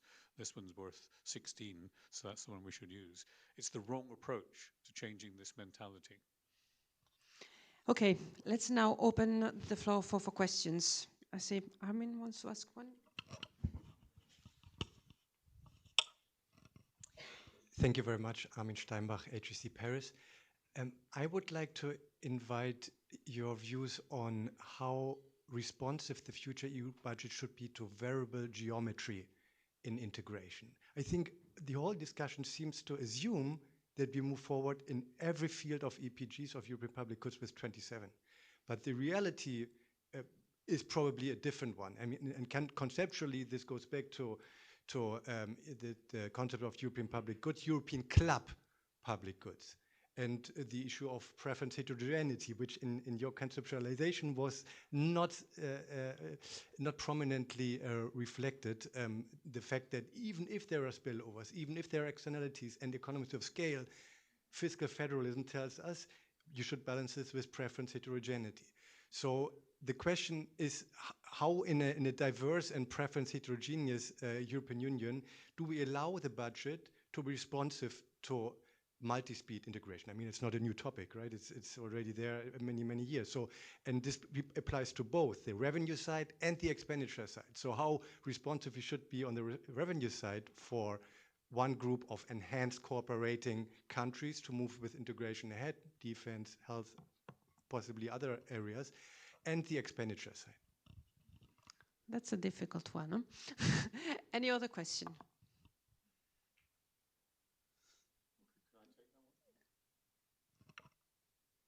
Maybe we collect another question and then... Hello, thank you for some very interesting, thoughtful discussions today. I'm Carol Thomas. I work for the Council of European Municipalities and Regions. We have, to some extent, talked a little bit about, particularly Dr. Begg, the issue of the governance there. But I want to just make the connection between two speakers, Dr. Begg and Mrs. Montoya, because I didn't really, I hear it to some extent on the macro level with regards to governance, but we don't really talk about with all of these policies that we're talking about, it isn't just the national level that's responsible for actually delivering that. And even last year, the OECD, their statistics show that at 60% of public finances, actually public investment is done by the subnational level. So when we know that that is the case, it's important also to think about how, with this change, how are we actually going to make it happen in an effective way. And I don't think we can get away from the fact that if we are talking about moving forward with a budget that explores more of the RRF type of approach, the fact of the matter is there are still the jury is still out just with regards to how effective it is in spending taxpayers' money at the end of the day. So when are we going to get to talking about the nitty-gritty? Because at the end of the day, it's the nitty-gritty that counts, that we actually deliver what it wants that we want to deliver on the ground, and responds to what citizens are asking for. So we need to make sure we talk about that as well. Thank you. Thank you very much. Ian. Variable geometry and multi-speed are not the same thing. It's the first observation to make, because it's differentiated integration takes all these different forms. Let's concentrate on variable geometry. And in variable geometry, the most obvious one is euro area and non-euro area. There is a strong analytic case for having some form of euro area stabilization capability, because members of the euro area have lost the use of their independent exchange rate or monetary policy as a means of stabilizing the economy. We've been around that story. Marco has all the bruises from his previous attempts to try to create some form of macroeconomic stabilization capability. The problem is the EU budget is EU 27, the euro area is 20. So you need some legal basis for it, which is very, very tricky. And I don't see an easy way of doing it. Multi-speed is different, because you could say that eventually there's a destination with multi-speed which is the same place. You just take longer to get there. But I think that as soon as you start looking at the problems simply on macroeconomic stabilization, contrasting the euro area with the rest, you see how difficult it's going to be to having other forms of differentiation. For example, would you exclude Austria from anything to do with defense? And say they pay less into it, because Austria I think is about to be the only country in the EU apart from Ireland which is not in NATO. So that's a strange phenomenon. I'll leave it to Lourdes to answer the question on the regional level. Maybe some words also on the multi-speed on variable geometry, because it's indeed tricky. I would say that it's not the problem that the EU budget is EU and not euro area. It's a blessing in my view, because we really have now the chance to move in a way the debate of ins and outs to how to use holistically and comprehensively all our financial might at EU level. So, and indeed, this may clearly for some cases there obvious needs that are stronger than others, and I think that there we have had a lot of debates on the stabilization dimension of the euro area. On the revenue side, let me differentiate a bit. On the revenue side, I do not think that we can go in a situation where member states are excluded of not contributing to one or another program. The revenue side, and that's a blessing of the EU27 in my view, is that it allows to indeed have a setup where there are the contributions of each member state, and hopefully also once we go into more genuine own resources and non-resources, also other sort of contributions which belong to the EU budget. On the expenditure side, actually we do have examples already, because on home funds, and that is the tricky part, on home funds there are some countries that have opt-outs of home legislation. So there are some small cases of variable geometry once we start digging in. There are some funds, and I think cohesion is probably one of the cases, where because of the way the distribution takes place, there are some countries that de facto, they are not excluded, but you could argue that because of the distribution way, they do not benefit, though I don't like it because there are spillover effects. So I think that we are already in a setup of different ways of understanding a variable geometry. So the challenge will be if to integrate even beyond the discussion on home, let's say that there are closer cooperation on defense, and that's a good example, and whether this closer cooperation necessitates funding, how to do that, whether to do it via the budget, whether to do it channeled through the budget as external assigned contributions, and we had examples of that where the budget provides the shell and the reassurances, but then the financing is channeled through different setups. So I think that on the revenue side, I see this more challenging and probably not desirable. On the expenditure side, there are some examples out there that we could reflect upon, and this is again wide reflection. On the other question, I think my first job in Brussels was working for a region. So I had to screen financing opportunities and then trying to figure out whether those could be financed or not. And it was nightmarish because we could not figure out what was in direct management, what was in shared management, what were the different opportunities. And there I come to a step and the proposal that we put forward now with the MFF revision. Let aside the financing.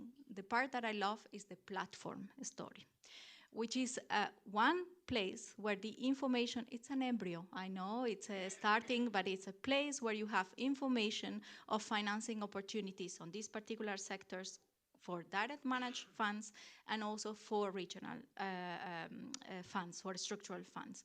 So again, it is a first attempt to put together all the opportunities and then also give facilities to connect with the seal of excellence, to connect and blend different sources of financing. So I think that for a local entity, for an individual firm, for a region, I do think that this is a blessing, and also for the single market, because it will bring more competition if you have awareness of an opening happening in, I don't know, in an Austrian municipality that for which a Spanish firm can benefit. So let's give it a try. I hope it will work out, but I think this is an interesting example of how we can combine different sources of funding and provide opportunities across the board. So, and then on your question of whether performance or performance, indeed, I think that what we are looking is about combining different sources of type of financing and identifying which one works better, but not about crowding out or stopping the possibilities of financing for some specific setups, but on the contrary, to broaden the possibilities. Yeah. Thank you very much. We have reached the end of the session. I hope you found it interesting. We have more questions than answers, but I think that there is maybe one a clear message all across is that there is really need to think more about how to make sure that the budget is relevant to the citizens, and we have sufficient resources to respond to the needs that we have on the table. Thank you very much. We now break for coffee and we reconvene here at 11. Thank you very much. Sorry, at 12.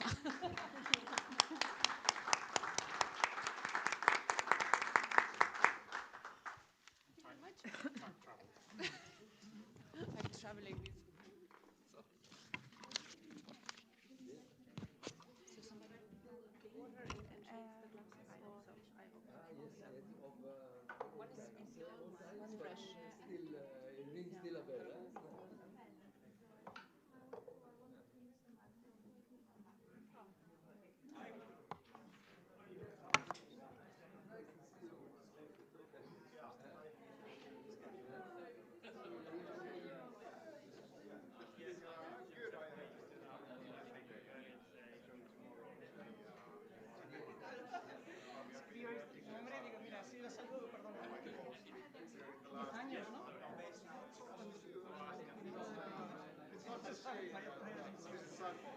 they are discussing all the time, having siempre igual fiscal safe. El próximo año me voy a Londres.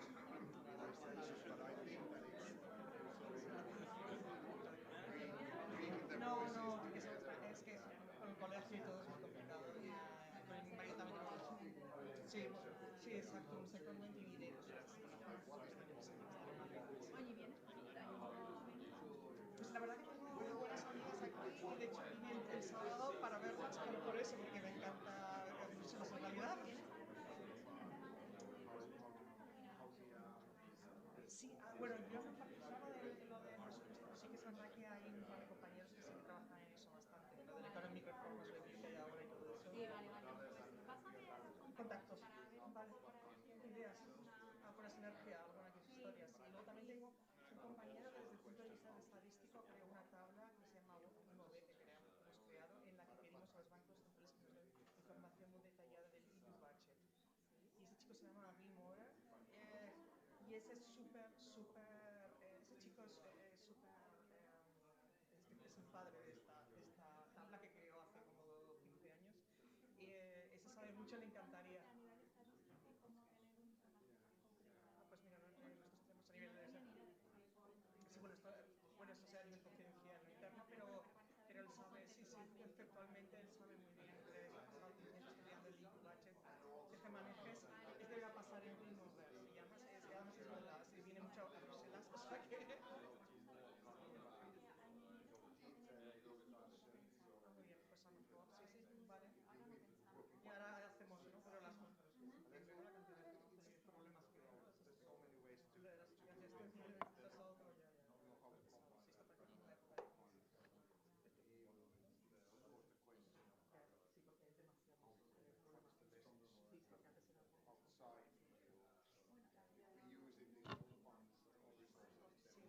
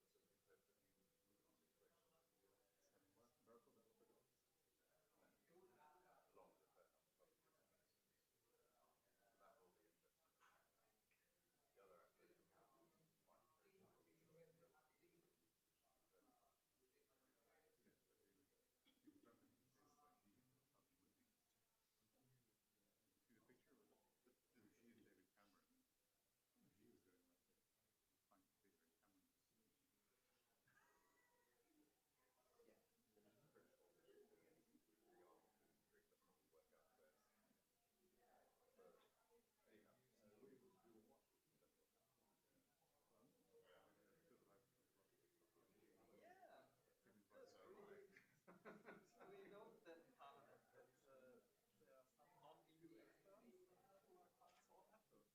Good. Speaks for yourself. It speaks for you. Yeah, but I mean, someone here could also, I mean, as a professor, as long as you're not working for the EU, you can be, should be, rightly so, but otherwise it's also a bit boring. I mean, all these debates, if everybody has the same opinion, I think. Yes, exactly. Yes. To get out of the Brussels bubble or Luxembourg bubble and change.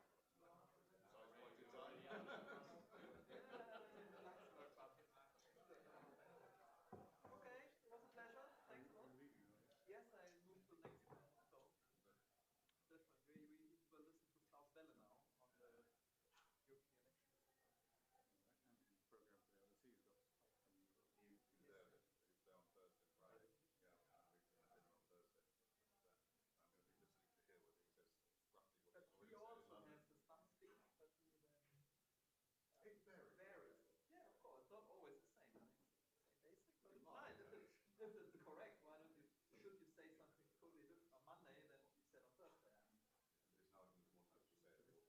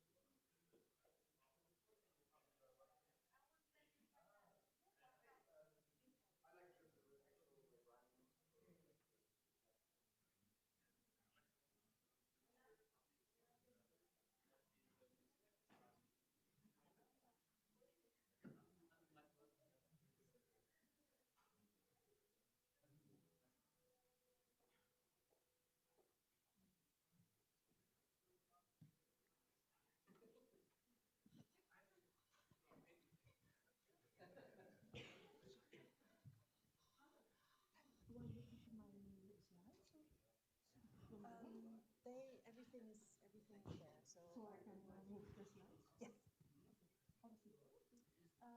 So we'll have to switch on your presentation first. Because I will see the first slides, perhaps maybe Okay, before that should be better and this is also Is it on? Oh, on. It's on. I think it should. Once the slides are up. Yeah. Xavier will put on the PowerPoint presentation.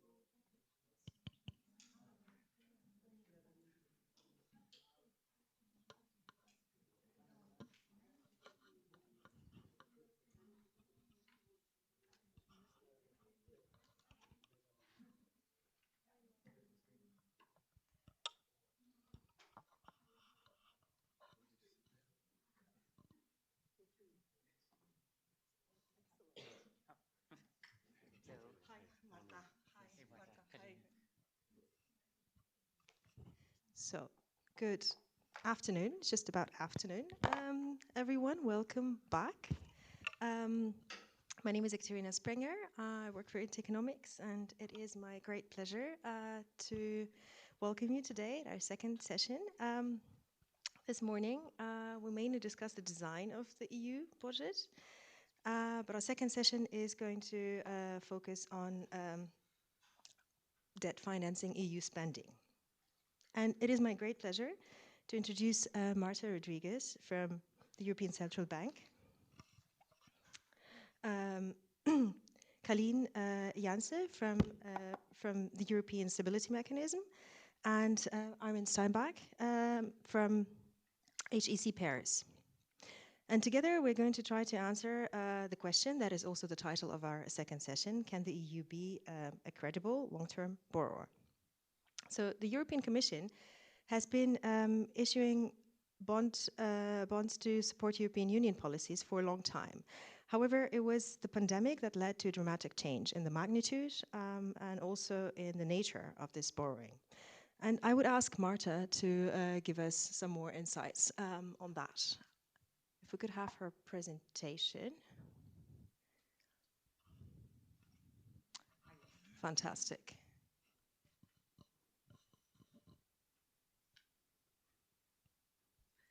So good morning to everyone. Thanks, Ekaterina, for your invitation. I'm very happy to be here. And yes, I would say that what I'm going to present represents only my views, not necessarily the ones from DCB, the typical disclaimer to start with. And what I'm going to focus today is very briefly, I want to talk about the concept of common EU debt.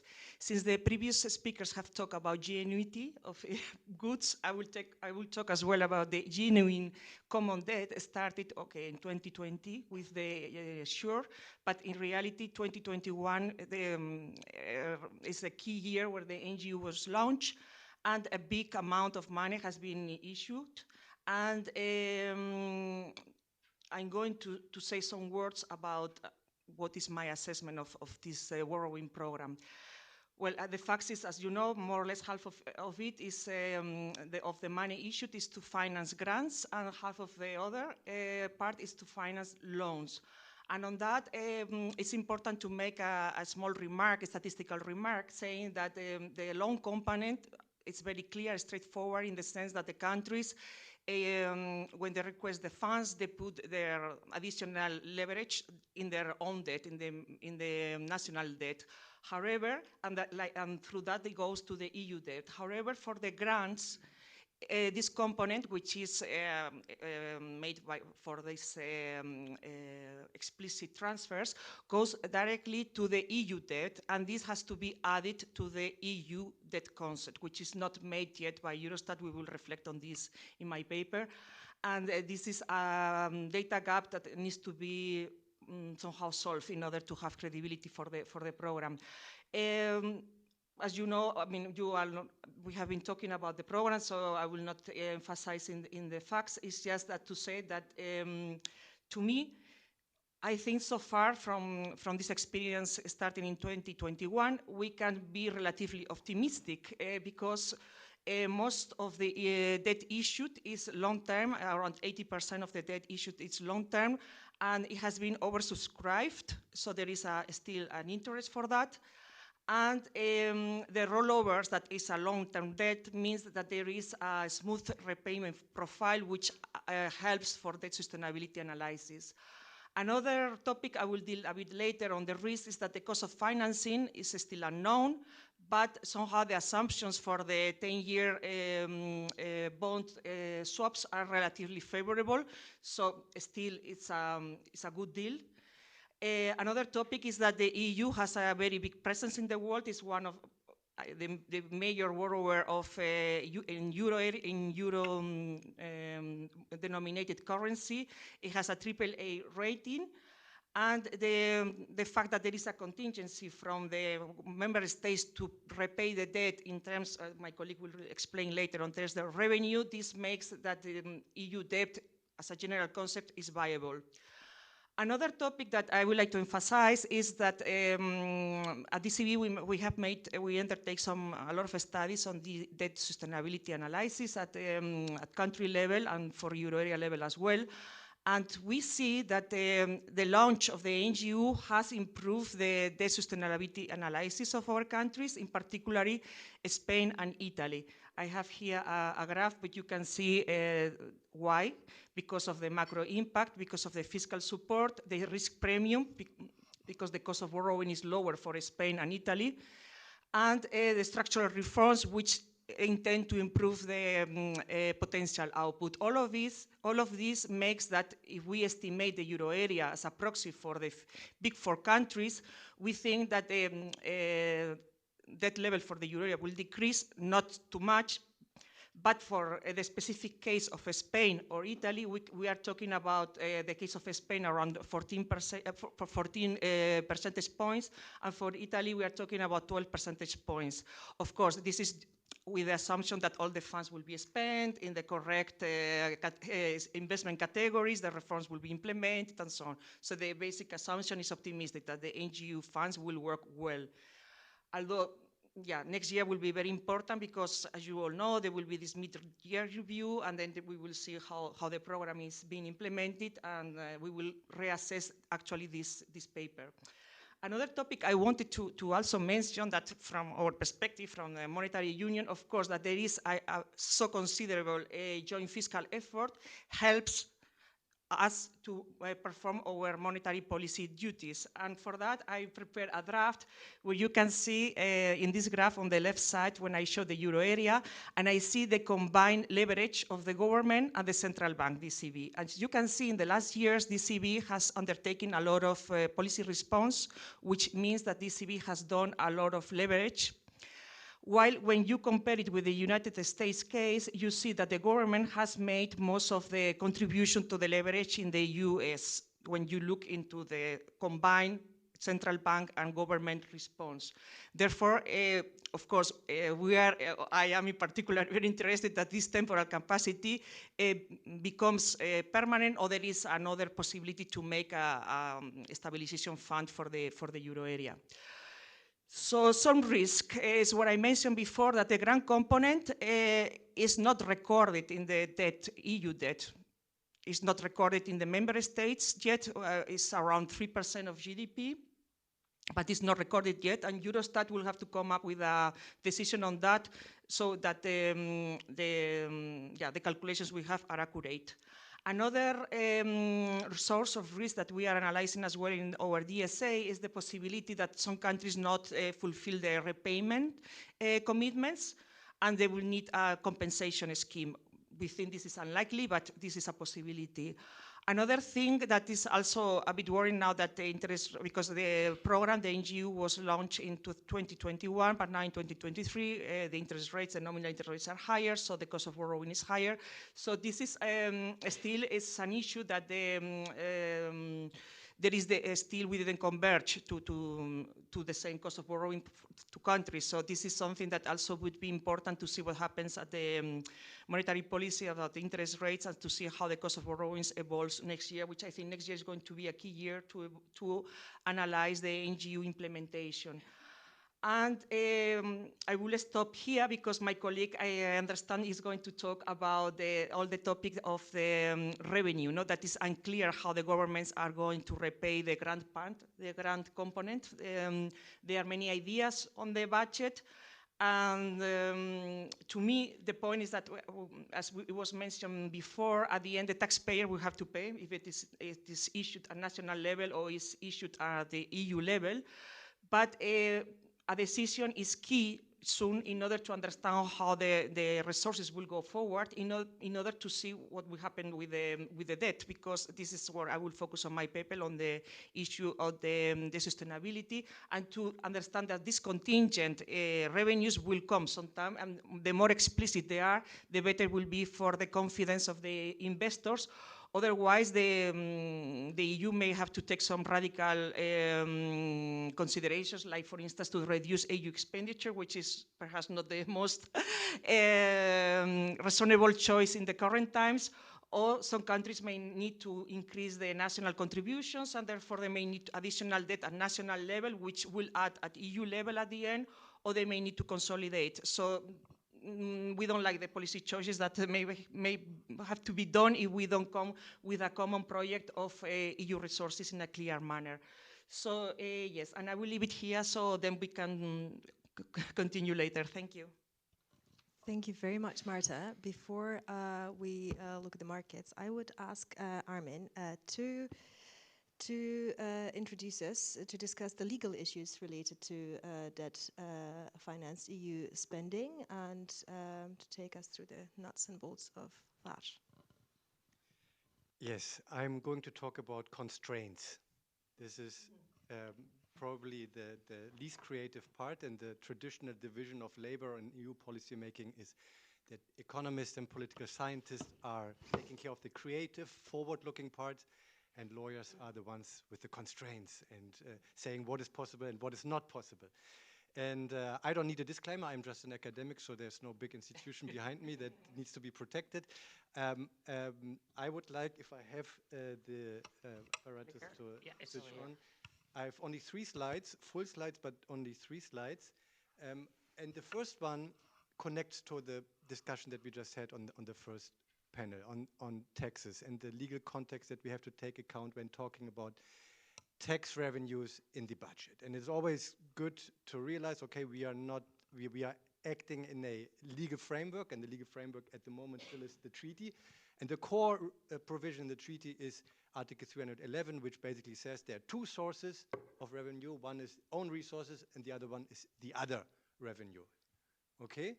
And the good thing about creativity and tax creation is that there's no substantive limitation in terms of what is own resources. Yeah? So materially, any kind of tax, any kind of revenue can be own resource. And that's a good part of the story. The bad part, or the limiting part, is that the EU has very limited tax power. This is nothing new, that is already known. If there's a tax power, it's always tied to unanimity, and it's very, very limited. And therefore, we need to distinguish carefully between taxes that we put as a revenue in the own resources, on the one hand, and taxes that we actually implement. Okay? So this is 2 totally different things. We can put many tax revenues into the own resource decision, but whether they implement is something totally different. Okay? That in mind, I distinguish between real taxes and what I call unreal taxes. And real taxes are those for which the EU has a genuine competence. Okay? And that is very limited. Okay? And the most known examples are CBAM and ETS. Yeah, those are financial taxes or levies that the EU can collect and raise. However, importantly, these instruments, CBAM and ETS, they don't have a public finance function. They have a policy-specific function. They are implemented to pursue climate objectives and pursue energy objectives. They are not raised in order to pursue public finances. Okay, that is very important. You cannot use CBAM and ETS to finance your budget. You can only have them as element, but their purpose is not to finance your budget. Their purpose is a climate and energy one. Okay, And similarly, the EU has a competence on internal tax harmonization, internal market tax harmonization. So in some areas, if there's a barrier to internal market, the EU can harmonize taxes. Okay, but again, it's just a harmonization power. It's not a power to raise taxes. Yeah. Okay, so those are the real taxes for which a genuine competence exists, to be distinguished from the unreal taxes, those that we put into the own resource decision, but which are basically statistical in nature, which require the member states to send the money to Brussels, but whether or not the member states impose that tax doesn't play a role. Take the plastic waste levy. It's currently one of the own resources in the current legal framework. But barely any member state actually implements a plastic waste levy. They just send the money that is computed on statistical terms to the EU budget. It's not an existing levy. Okay, and the same would apply to company profits if you use on resource decision based on company profits. It would be just a statistical on resource without actually implementing. Therefore, always distinguishing between real, unreal, and taxes that actually can be implemented and those that we just put in the own resources. Second slide out of 3. Debt as own resource. Okay, so the question is, can we, I'm now jumping a little bit, but it's, can we borrow as an element of the own resources decision? Okay, as an own resource. So far it hasn't happened. NGO, as I explained on the 3rd slide, is outside of the budget, as we all know. Basically, as I said, the definition of own resource is open. There's no limitation. So yes, by that definition, you can do that. There are, however, important limitations to that. The first one is that there's the requirement of a balanced budget rule. So the EU budget in any given year must be in balance.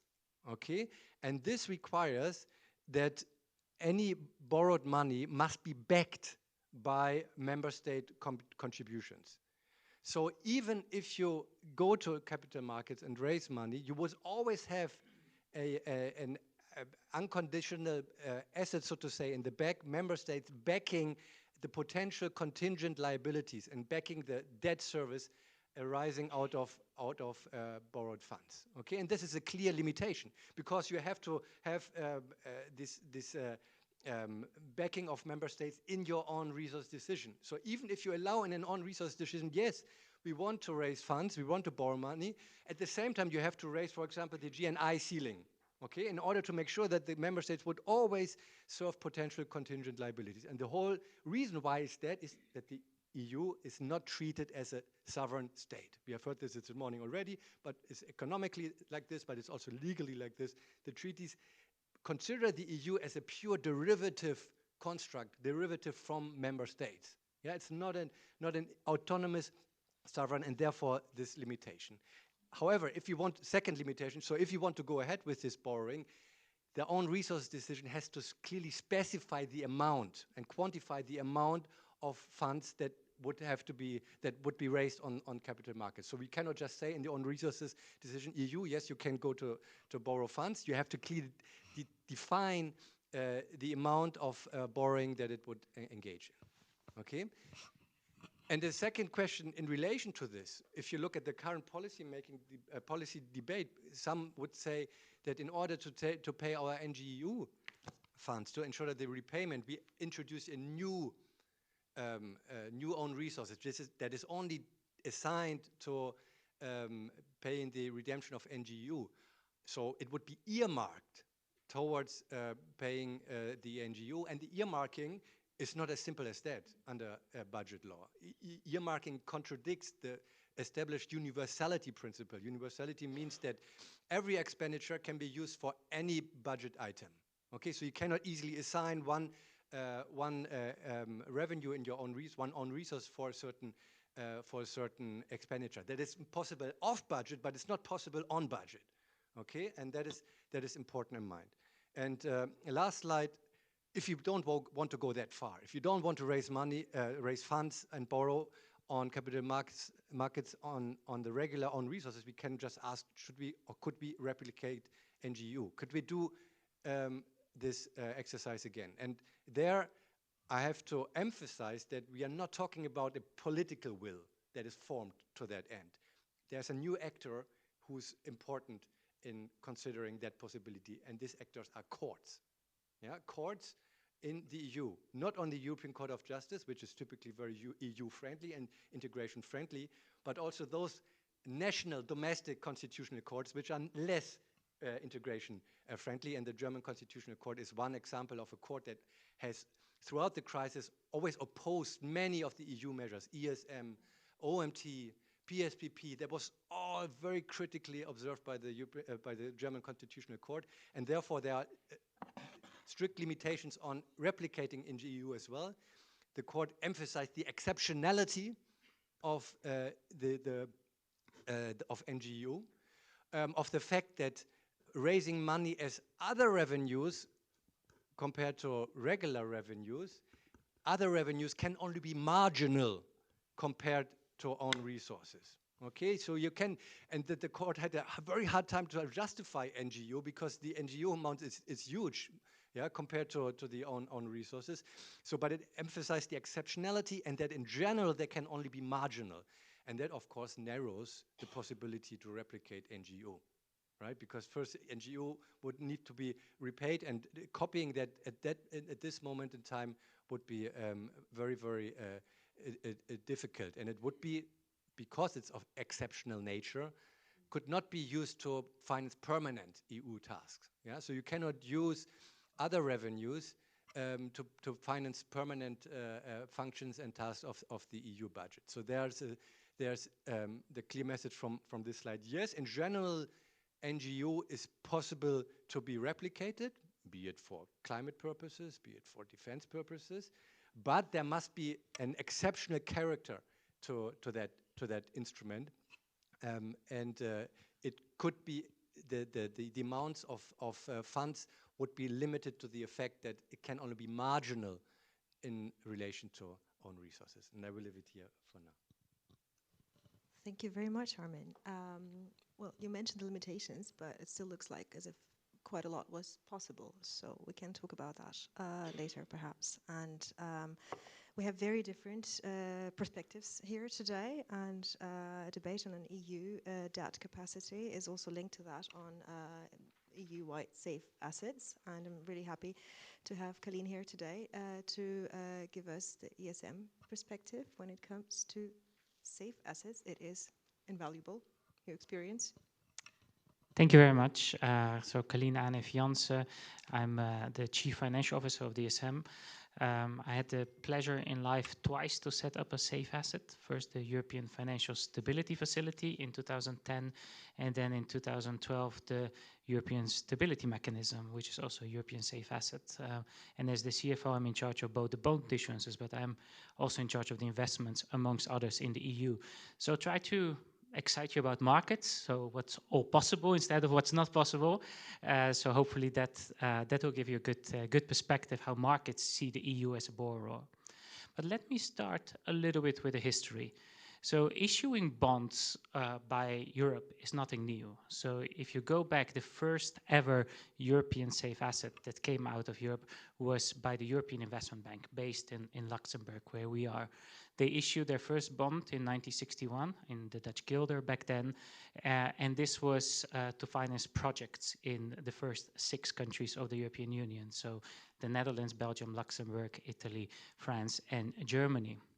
Then, if you fast forward with almost 15 years, you go to the European Commission that did its first borrowing in 1976. And this was the European Community Bond. And it was on lent first to Ireland and Italy, and then there were several ones that came up.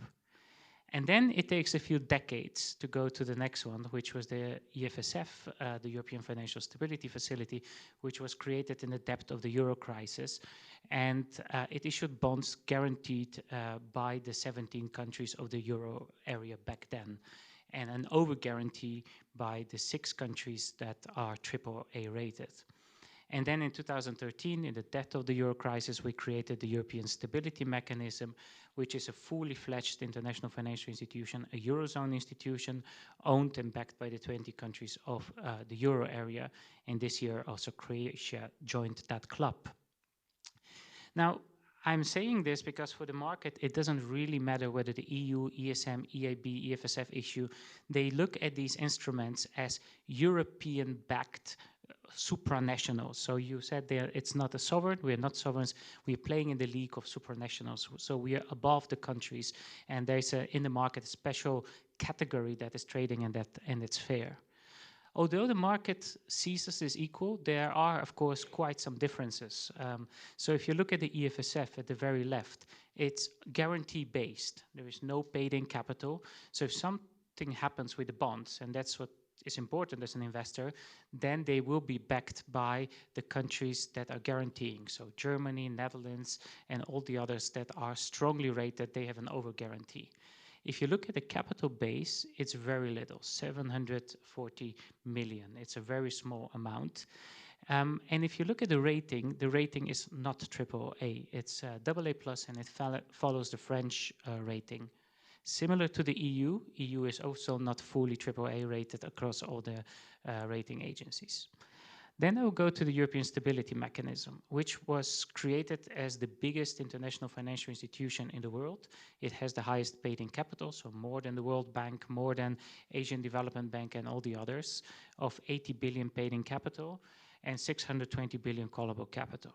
We needed that bazooka in the time of the euro crisis to convince the market that Europe is there to stick together. And because it's capital-based, with this large capital, it's AAA rated across all the rating agencies. Then if you look at the European Investment Bank, similar to the ESM, an international financial institution, AAA rated across all rating agencies, 22 billion paid in capital, and then some more callable capital. The EU is then a little bit separate in that group. It's not AAA rated, but it has no paid-in capital. So it is based on implicit guarantees rather than explicit guarantees as the EFSF. And that's what Armin a bit explained. When the EU started with this very large issuance program, the market had to think through, how do we price it? So do we price it as a real safe asset, or do we ask a premium because of the unclarity? Now, if you look at the size, those three issuers together almost represent 1 trillion of safe assets in the market at the moment. The EU is the largest with a little bit more than 400 billion, followed by the EFSF, ESM, and then the European Investment Bank. And what is, I think, more interesting is to look how are those assets pricing. So if you probably do it here, but maybe there it's, for me it's easier. This is where the German Bund is pricing at the moment, or I took this on the 6th of November. So the German Bund is pricing over here. The French OAT, the French bonds, are pricing over here. So you see that we are priced closer towards France than towards Germany. What is more interesting is that the EU is paying most in the market across the safe assets. So EIB, EFSF, and the ESM are a bit tighter, really lumped together, but the EU is asked a premium by the market in order to access capital markets. Now, size also matters, liquidity and all those things that you know from corporate finance. If you look at trading, the supranationals are like the 5th largest country in Europe. So the biggest debt in Europe is with Italy, so therefore trade's also the highest, then Germany, France, Spain, and then the supranationals are coming. So and that's where these are liquid assets. You can trade them on a day-to-day basis. We're monitoring this. You can trade large ticket sizes, so it's not an asset class that is stuck with investors.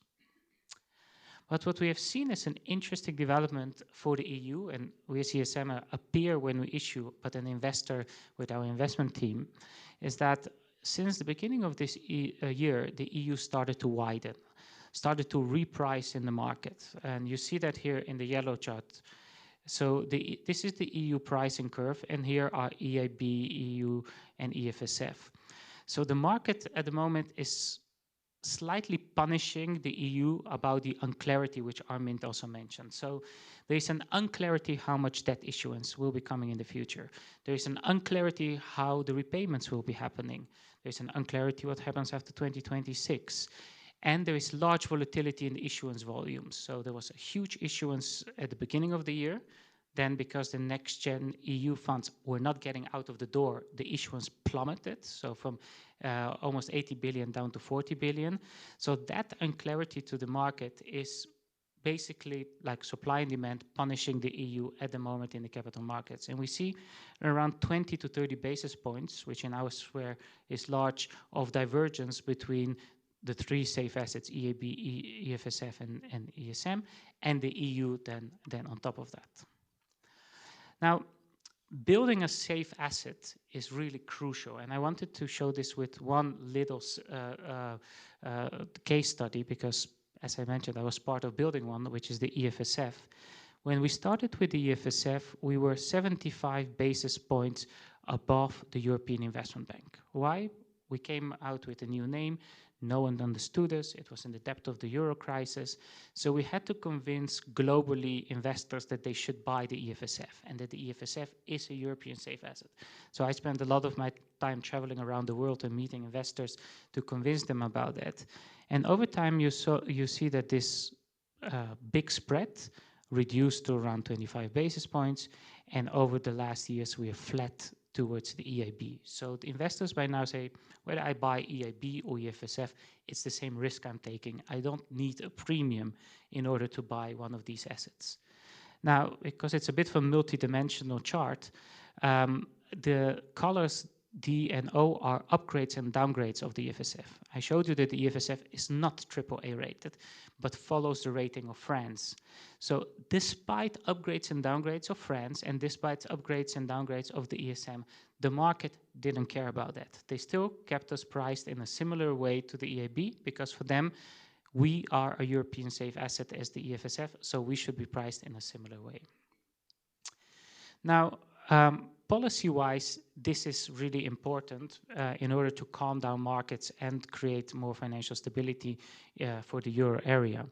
And what we have seen is, well, markets first priced, and you might have seen this chart in the past, all the European sovereigns, France, Italy, Netherlands, etc., flat to each other after the introduction of the euro. So there were in the past spreads, so Italy would pay more than France or Germany. But when the euro was introduced, the idea was all these assets are similar and are safe. In the euro crisis, we know what happened. That was not the case. We were lacking a backstop. We were lacking the right monetary tools. So EFSF and ESM had to be created, and the ECB had to enact, amongst others, from Marta's team, Draghi's, whatever it takes, but also the asset purchase programs. And over time, we were able to convince the market that we should be contracting again and priced similarly. So policy-wise, and if I look at our bosses, which are the ministers of finance of the euro area, the euro group, for them, it doesn't really matter which instrument they use, whether they use ESM, EIB, EU, and GU, but they want to calm down markets and to keep access to countries to the market. So you see that lately, all the packages include the different safe assets. So in the pandemic, ESM was part of the response, EIB was part of the response, and GU was part of the response, and of course the ECB with the PEP program. So as a CFO view, which is my job, the market does truly appreciate Europe's safe assets. It allows them also a variety and diversification, because you can buy a bit of Germany, a bit of Netherlands, a bit of Italy. But if you want to buy a strong blended asset which you can hedge, then these safe assets are really powerful. We've seen more and more banks picking them up, which kind of kills the sovereign doom loop. So we see more and more banks from across Europe buying us in order to contribute to their capital tier 1 ratio. And we are also not competitors. So if I look at the Commission, the ESM, we work very closely together. So we send staff there, we invest, we do technical support. So even though those 4 assets are different in the market, at the same time, they are very strongly collaborating together. So maybe I stop here and then we go into the debate. Thank you very much.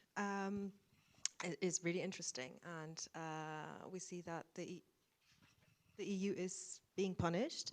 Also, Marta, as you mentioned in one of your slides, that the borrowing cost of the EU debt is still above that of its strongest member states. Despite the rating, AAA or AA plus. I wanted to ask you how and whether SURE and NGU programs made any difference, whether they managed to reduce liquidity risk premia, and otherwise what else could the EU do, or perhaps should, to signal financial markets that it is, what can be done? Should we go back to your presentation? Yes, perhaps. If you, I mean, don't have to, but if that helps.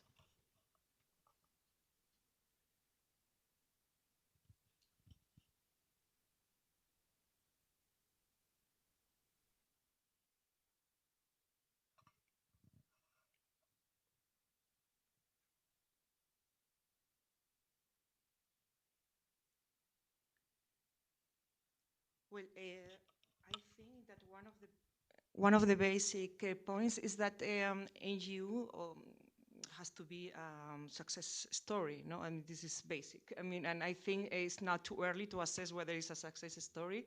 So far, we see a lot of positives. And I think next year is going to be vital because there will be the mid-year review, and then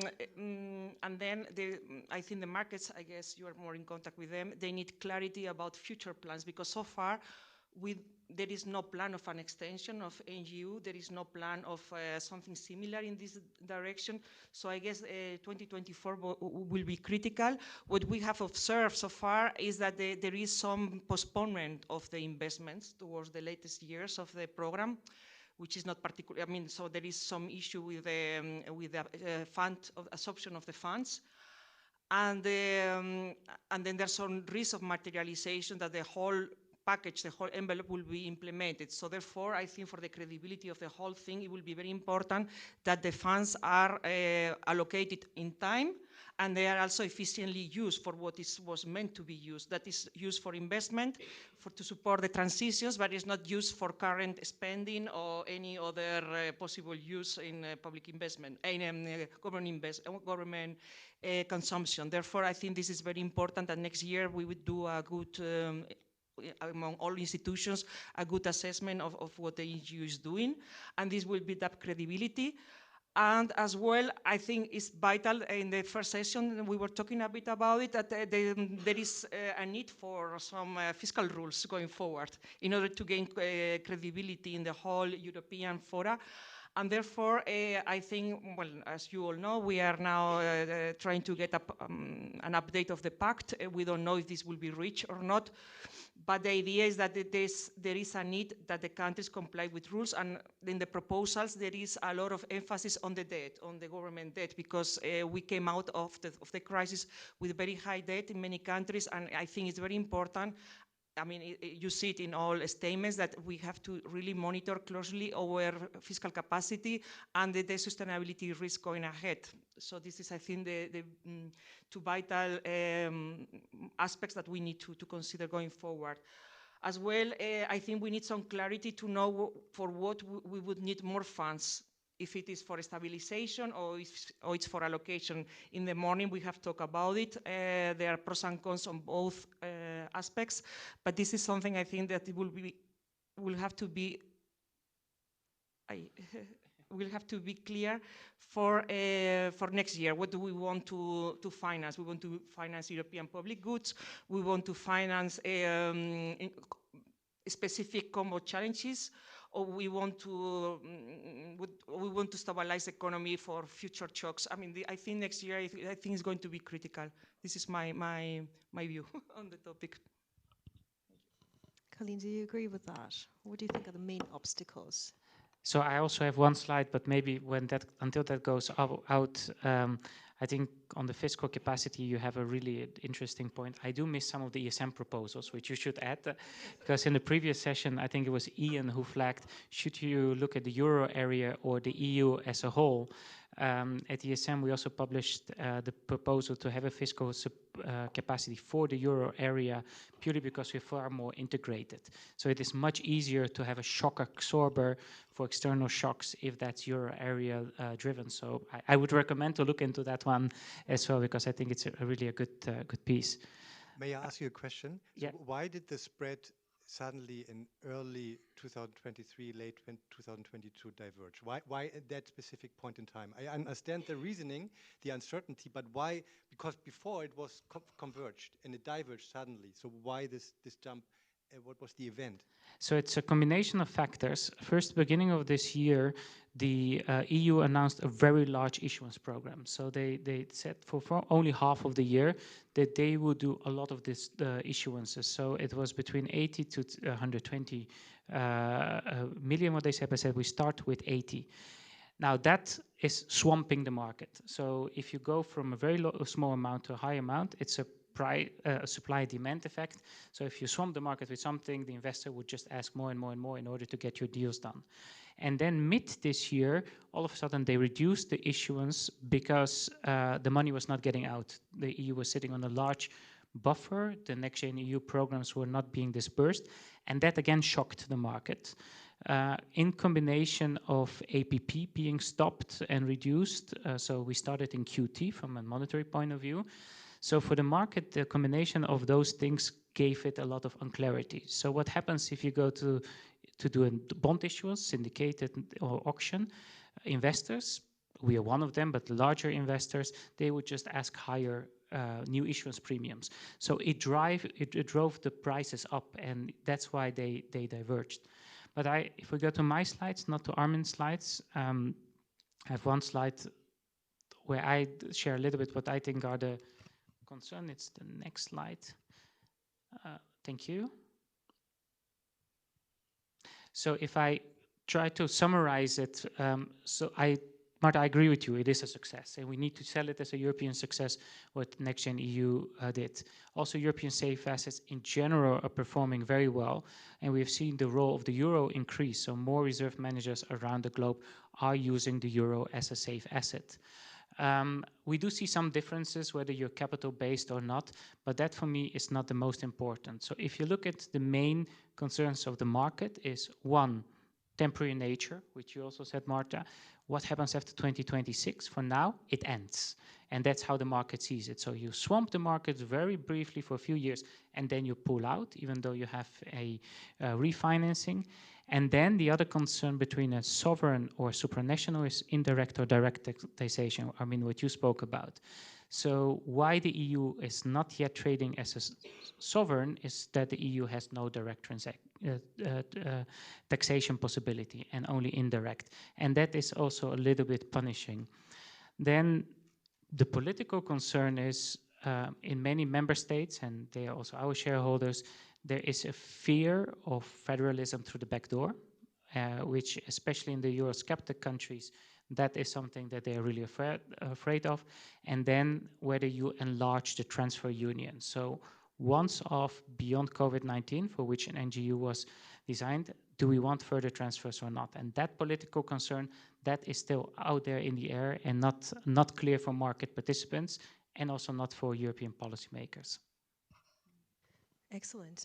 Before we collect questions, I'd like to ask Armin that while you mentioned that in principle the NGU could be repeated, what are the consequences of repeatedly using such an off-budget instrument?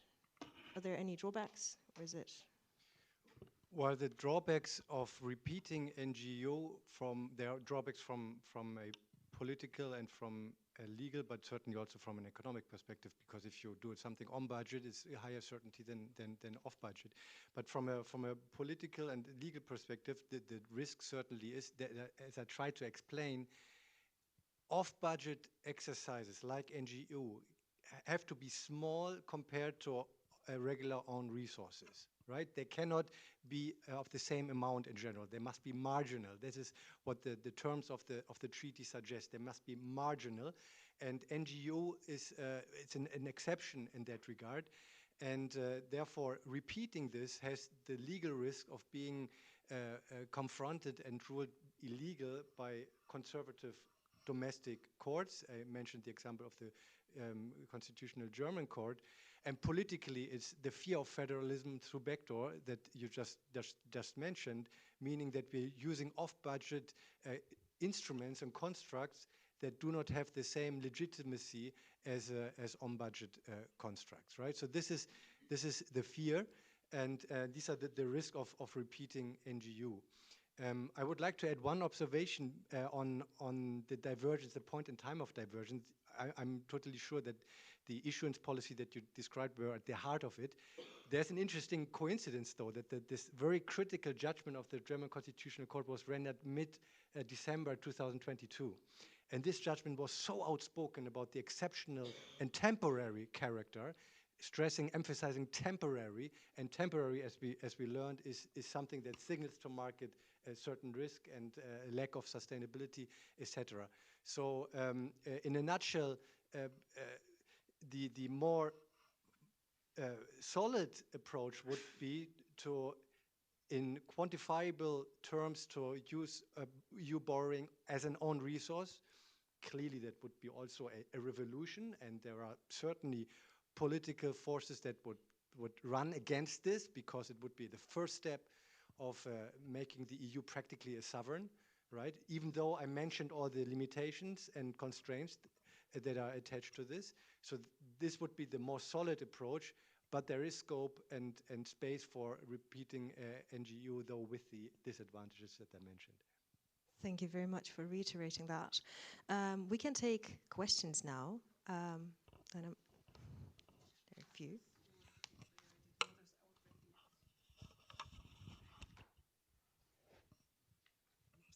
Thank you. Claudio Schmidt-Faber from the European Commission. First of all, thank you to all of you. I mean, it was really very interesting, I must say. I have a question on the issue of, or let's say two. Because you said the repayment is a bit unclear. Now, I mean, I know that in the perception of let's say, rating agencies, it's the case, because we are discussing actually with them and try to convince that there is no unclarity. I mean, if you look at the legal construction, it's very clear the EU budget will repay. I mean, this new repayment by new own resources was political. Of course, it's a good to have, I would say, and we are fighting for it, but it's not necessary, because it's crystal clear the EU budget will repay by higher GNI contributions in case of doubt. So what about that? Maybe you can comment on that. And second, on your proposal on the own resource, I mean, borrowing as a new own resource. I mean, I find it quite interesting, but I have some doubts, because let's say on the off-budget construction with Next Generation EU, so there we have the debt, the liability, and the asset balancing this liability was the increase, the exceptional increase in the own resource ceiling. Now, if you define borrowing as an own resource, it's a virtuous cycle. So where is the asset? And that, I mean, maybe you find an answer. Thank you. Thank you very much. Could we have another question first, and then we'll go for a second round of questions after that. Thanks. I think you already know who I am. In the pipeline, we have vague talk about an EU sovereignty fund, for which some of the proposals in the midterm review of the MFF may be the way forward. But more specifically, there's going to be a facility for Ukraine, which is going to be based on borrowing. So that's already potentially 2 new borrowing funds. There could be more. I think there's not a huge enthusiasm for NGU 2.0, but nevertheless, there may be different constructions. What problems do they raise? How should they be added to the EU component or set up separately? And to Armin, a couple of questions very quickly. One is, you say that off-budget has to be below on-budget. Does the treaty say that? And if it doesn't, why do you make that assertion? And an associated question is it reasonable for the EU to be held to the decisions of one constitutional court, which happens to be located in Karlsruhe? Thank you very much. Would you like to begin? Yes, I will start. I mean, with your observations, with the first one, I fully agree. There's this increase of the ceiling, 0.6. The repayment is insured. I mean, it's a very good question to the market observers, why the market does not appreciate this clear ruling. The second, you're fully rightly asking the question, where are the assets if you do a borrowing as an own resources? And as I said, there is a main limitation to this, because if you allow this, if you specify in the own resources decision that you allow the EU to specify to emit bonds X amount of billions, you have to make sure through other non-borrowed own resources that the repayment, that the debt service would be possible at any time. That you would, at any time, the EU would be able to meet the balanced budget requirement.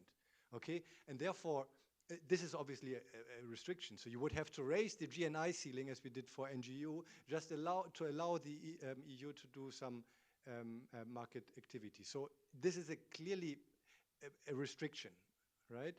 And Ian, on your two questions, I mean, rarely treaties are explicit about things, and therefore lawyers have a function. They must interpret what the treaties say. You're obviously right. The treaty does not say explicitly other revenues have to be smaller than own resources. But if you see the design of the institutional architecture, other revenues are not subject to European Parliament approval. Own resources are. So there's a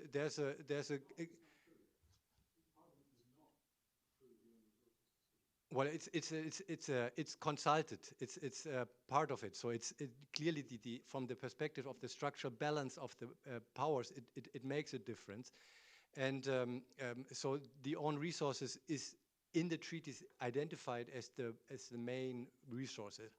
And this gives me then the possibility to answer to your second question: why should we follow what one constitutional court says? Of course, you don't have to follow. You could ignore it. But with a significant risk. I mean, look at PSPP. PSPP, when the German Constitutional Court said, well, what the ECJ and the ECB did was insufficient. What it was has never happened before. It was unprecedented. Yeah, so that the court says that a European institution, that the domestic court says that a European institution is not has violated the European treaties. And of course, you could ignore this, but I mean, the political repercussions of such ignorance are tremendous. So that brings us back to uncertainty, although I see a lot of potential for a lunch discussion. Shall I answer the questions first from the Commission colleague? So you're absolutely right that legally the repayments of the EU are very clear. Now, I want to give you two examples where this is indeed questioned. One of the large central banks of a Asian central bank that has a line to us, for example, didn't open a line to the Commission, where they said, for our credit risk department has difficulty understanding this legal text and the credibility of it. So for them, it's very easy for a multilateral development bank like ESM, EIB, ADB, AIB to get an approval, because there's paid-in capital, there's callable capital. So in case of default, it's very easy to know what the water flow would be in order to redeem the money of your bonds. For the Commission, that was more complicated. So that's why their credit risk department basically said no. That's one. Then there is the political dimension. If members of European Parliament, I'll give you an example, Caroline van Nachtegaal, Dutch member of Parliament, Renew Europe, writes a very large article that the repayment is not credible and that interest rates are going up, so it asks more transfers from the Dutch.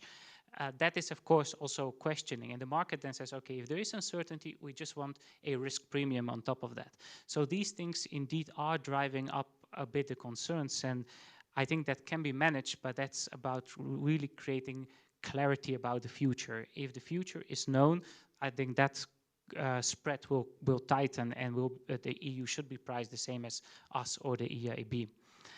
Then on the question on the different funds, the Sovereignty Fund, Ukraine Fund.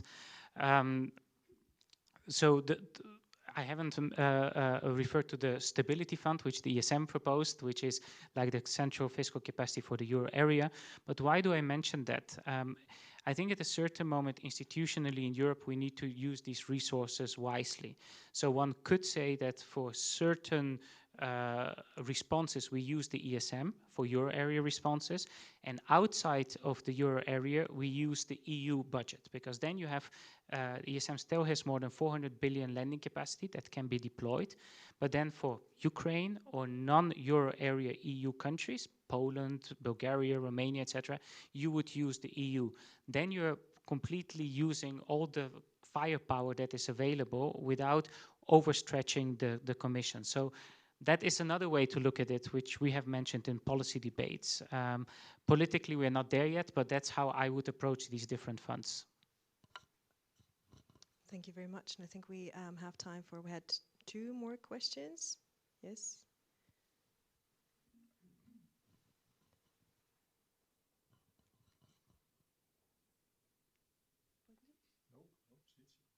Oh, okay. Sorry, that I misunderstood. I guess my question is for Armin. I'm just thinking of the difference between grants and loans. I mean, the EU budget gives grants, so money can be spent and no need to give them back. But basically with the NGO and Sure, which I think is something very important, the approach was actually the EU borrowing, then distributing money to the member states for a certain purpose, and then giving it back. Now, this morning in the previous panel, there was this idea that maybe we need to think about how to extend the capacity of the EU to act. And then my question is, should we consider back-to-back loans, to put it in a simple way, next to grant, which is the usual way that the budget operates, in order to enlarge the capacity, the firepower of the EU? And does it make any difference for the EU to go out on the market and borrow for loans or borrow for grants, both for markets, from a market perspective and from a legal perspective? I don't know whether I was clear. I start, and it makes no difference in the sense that the requirements are different ones, but it makes, of course, a difference to the extent that a loan offers an asset, the repayment, whereas if you go for a grant, there's no repayment, so there's no asset. So in the logic that I described before, the EU can do borrowing through on budget only if it's backed by non-borrowed own resources. This backing is lower, required lower if you do a loan policy, and therefore loan policies is easier to implement also from a legal perspective, and it's higher than if you do grants. And but my understanding is the interesting or the innovation of GU was to go for grants, 50% grants, 50% loans, and so this would be the logic of the EU budget is not passing out loans, but to spend, right, and to as public finances functions, right. So in general, the requirements from the legal side are the same, but I mean the conditions are higher if you pursue a grant policy than a loan policy.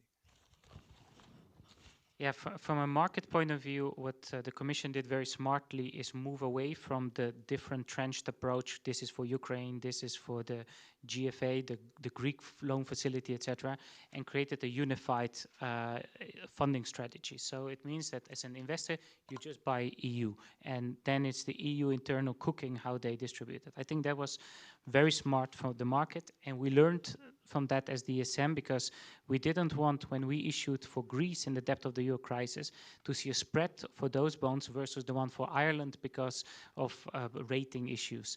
So that was, I think, very smart for the EU, for the market. For countries, it's a very big, that pay the bill, it's a big difference whether it's loans or grants. So that's why a country like the Netherlands was critical, because they said we need to pay a larger amount for the grants, and they wanted to change the grants versus the loans. So for the ones that at the end do the repayments of the interest and at the end of the principal, because it's skewed towards some country versus the others, for them that's a big difference. And they try to limit the amount of grants and increase the loans, because the loan interest payments and principals are paid by the countries that are receiving it, while otherwise it's distributed and transferred from the stronger countries to the other countries of the European Union. Thank you. Yes, I would like to just to add as more important development, I think, is that at the end, the RRF loan capacity has been used 3/4. And one important aspect is that the additional loan requests have been made during this summer, no? Especially in Spain. So many countries didn't think to add for loans, but then the deadline for loans was, I think it was 31st of August, no? And then, yeah, we have these 10 countries who were applying for more loans. And this shows as well that the countries rely on the loans, which we didn't expect 1 year ago. So this is also, I think, an important development, that the countries are motivated to, because of the cost of borrowing, no? To go for that option. So I would suggest that we move this debate into the lunch room. But before we do so, I would like to thank the speakers for this really enlightening discussion. That was really interesting to have all the different perspectives. I would like to thank SEP's colleagues, and especially Cinzia, for making this exchange possible. This is really quite special. And I would like to mention that all of the papers based on the presentations will be published in just a couple of weeks in the November-December issue of Intereconomics. We're published open access entirely, so stay tuned, sign up to a newsletter, or even get a free subscription. Thank you for joining us. And yes, there is going to be lunch downstairs.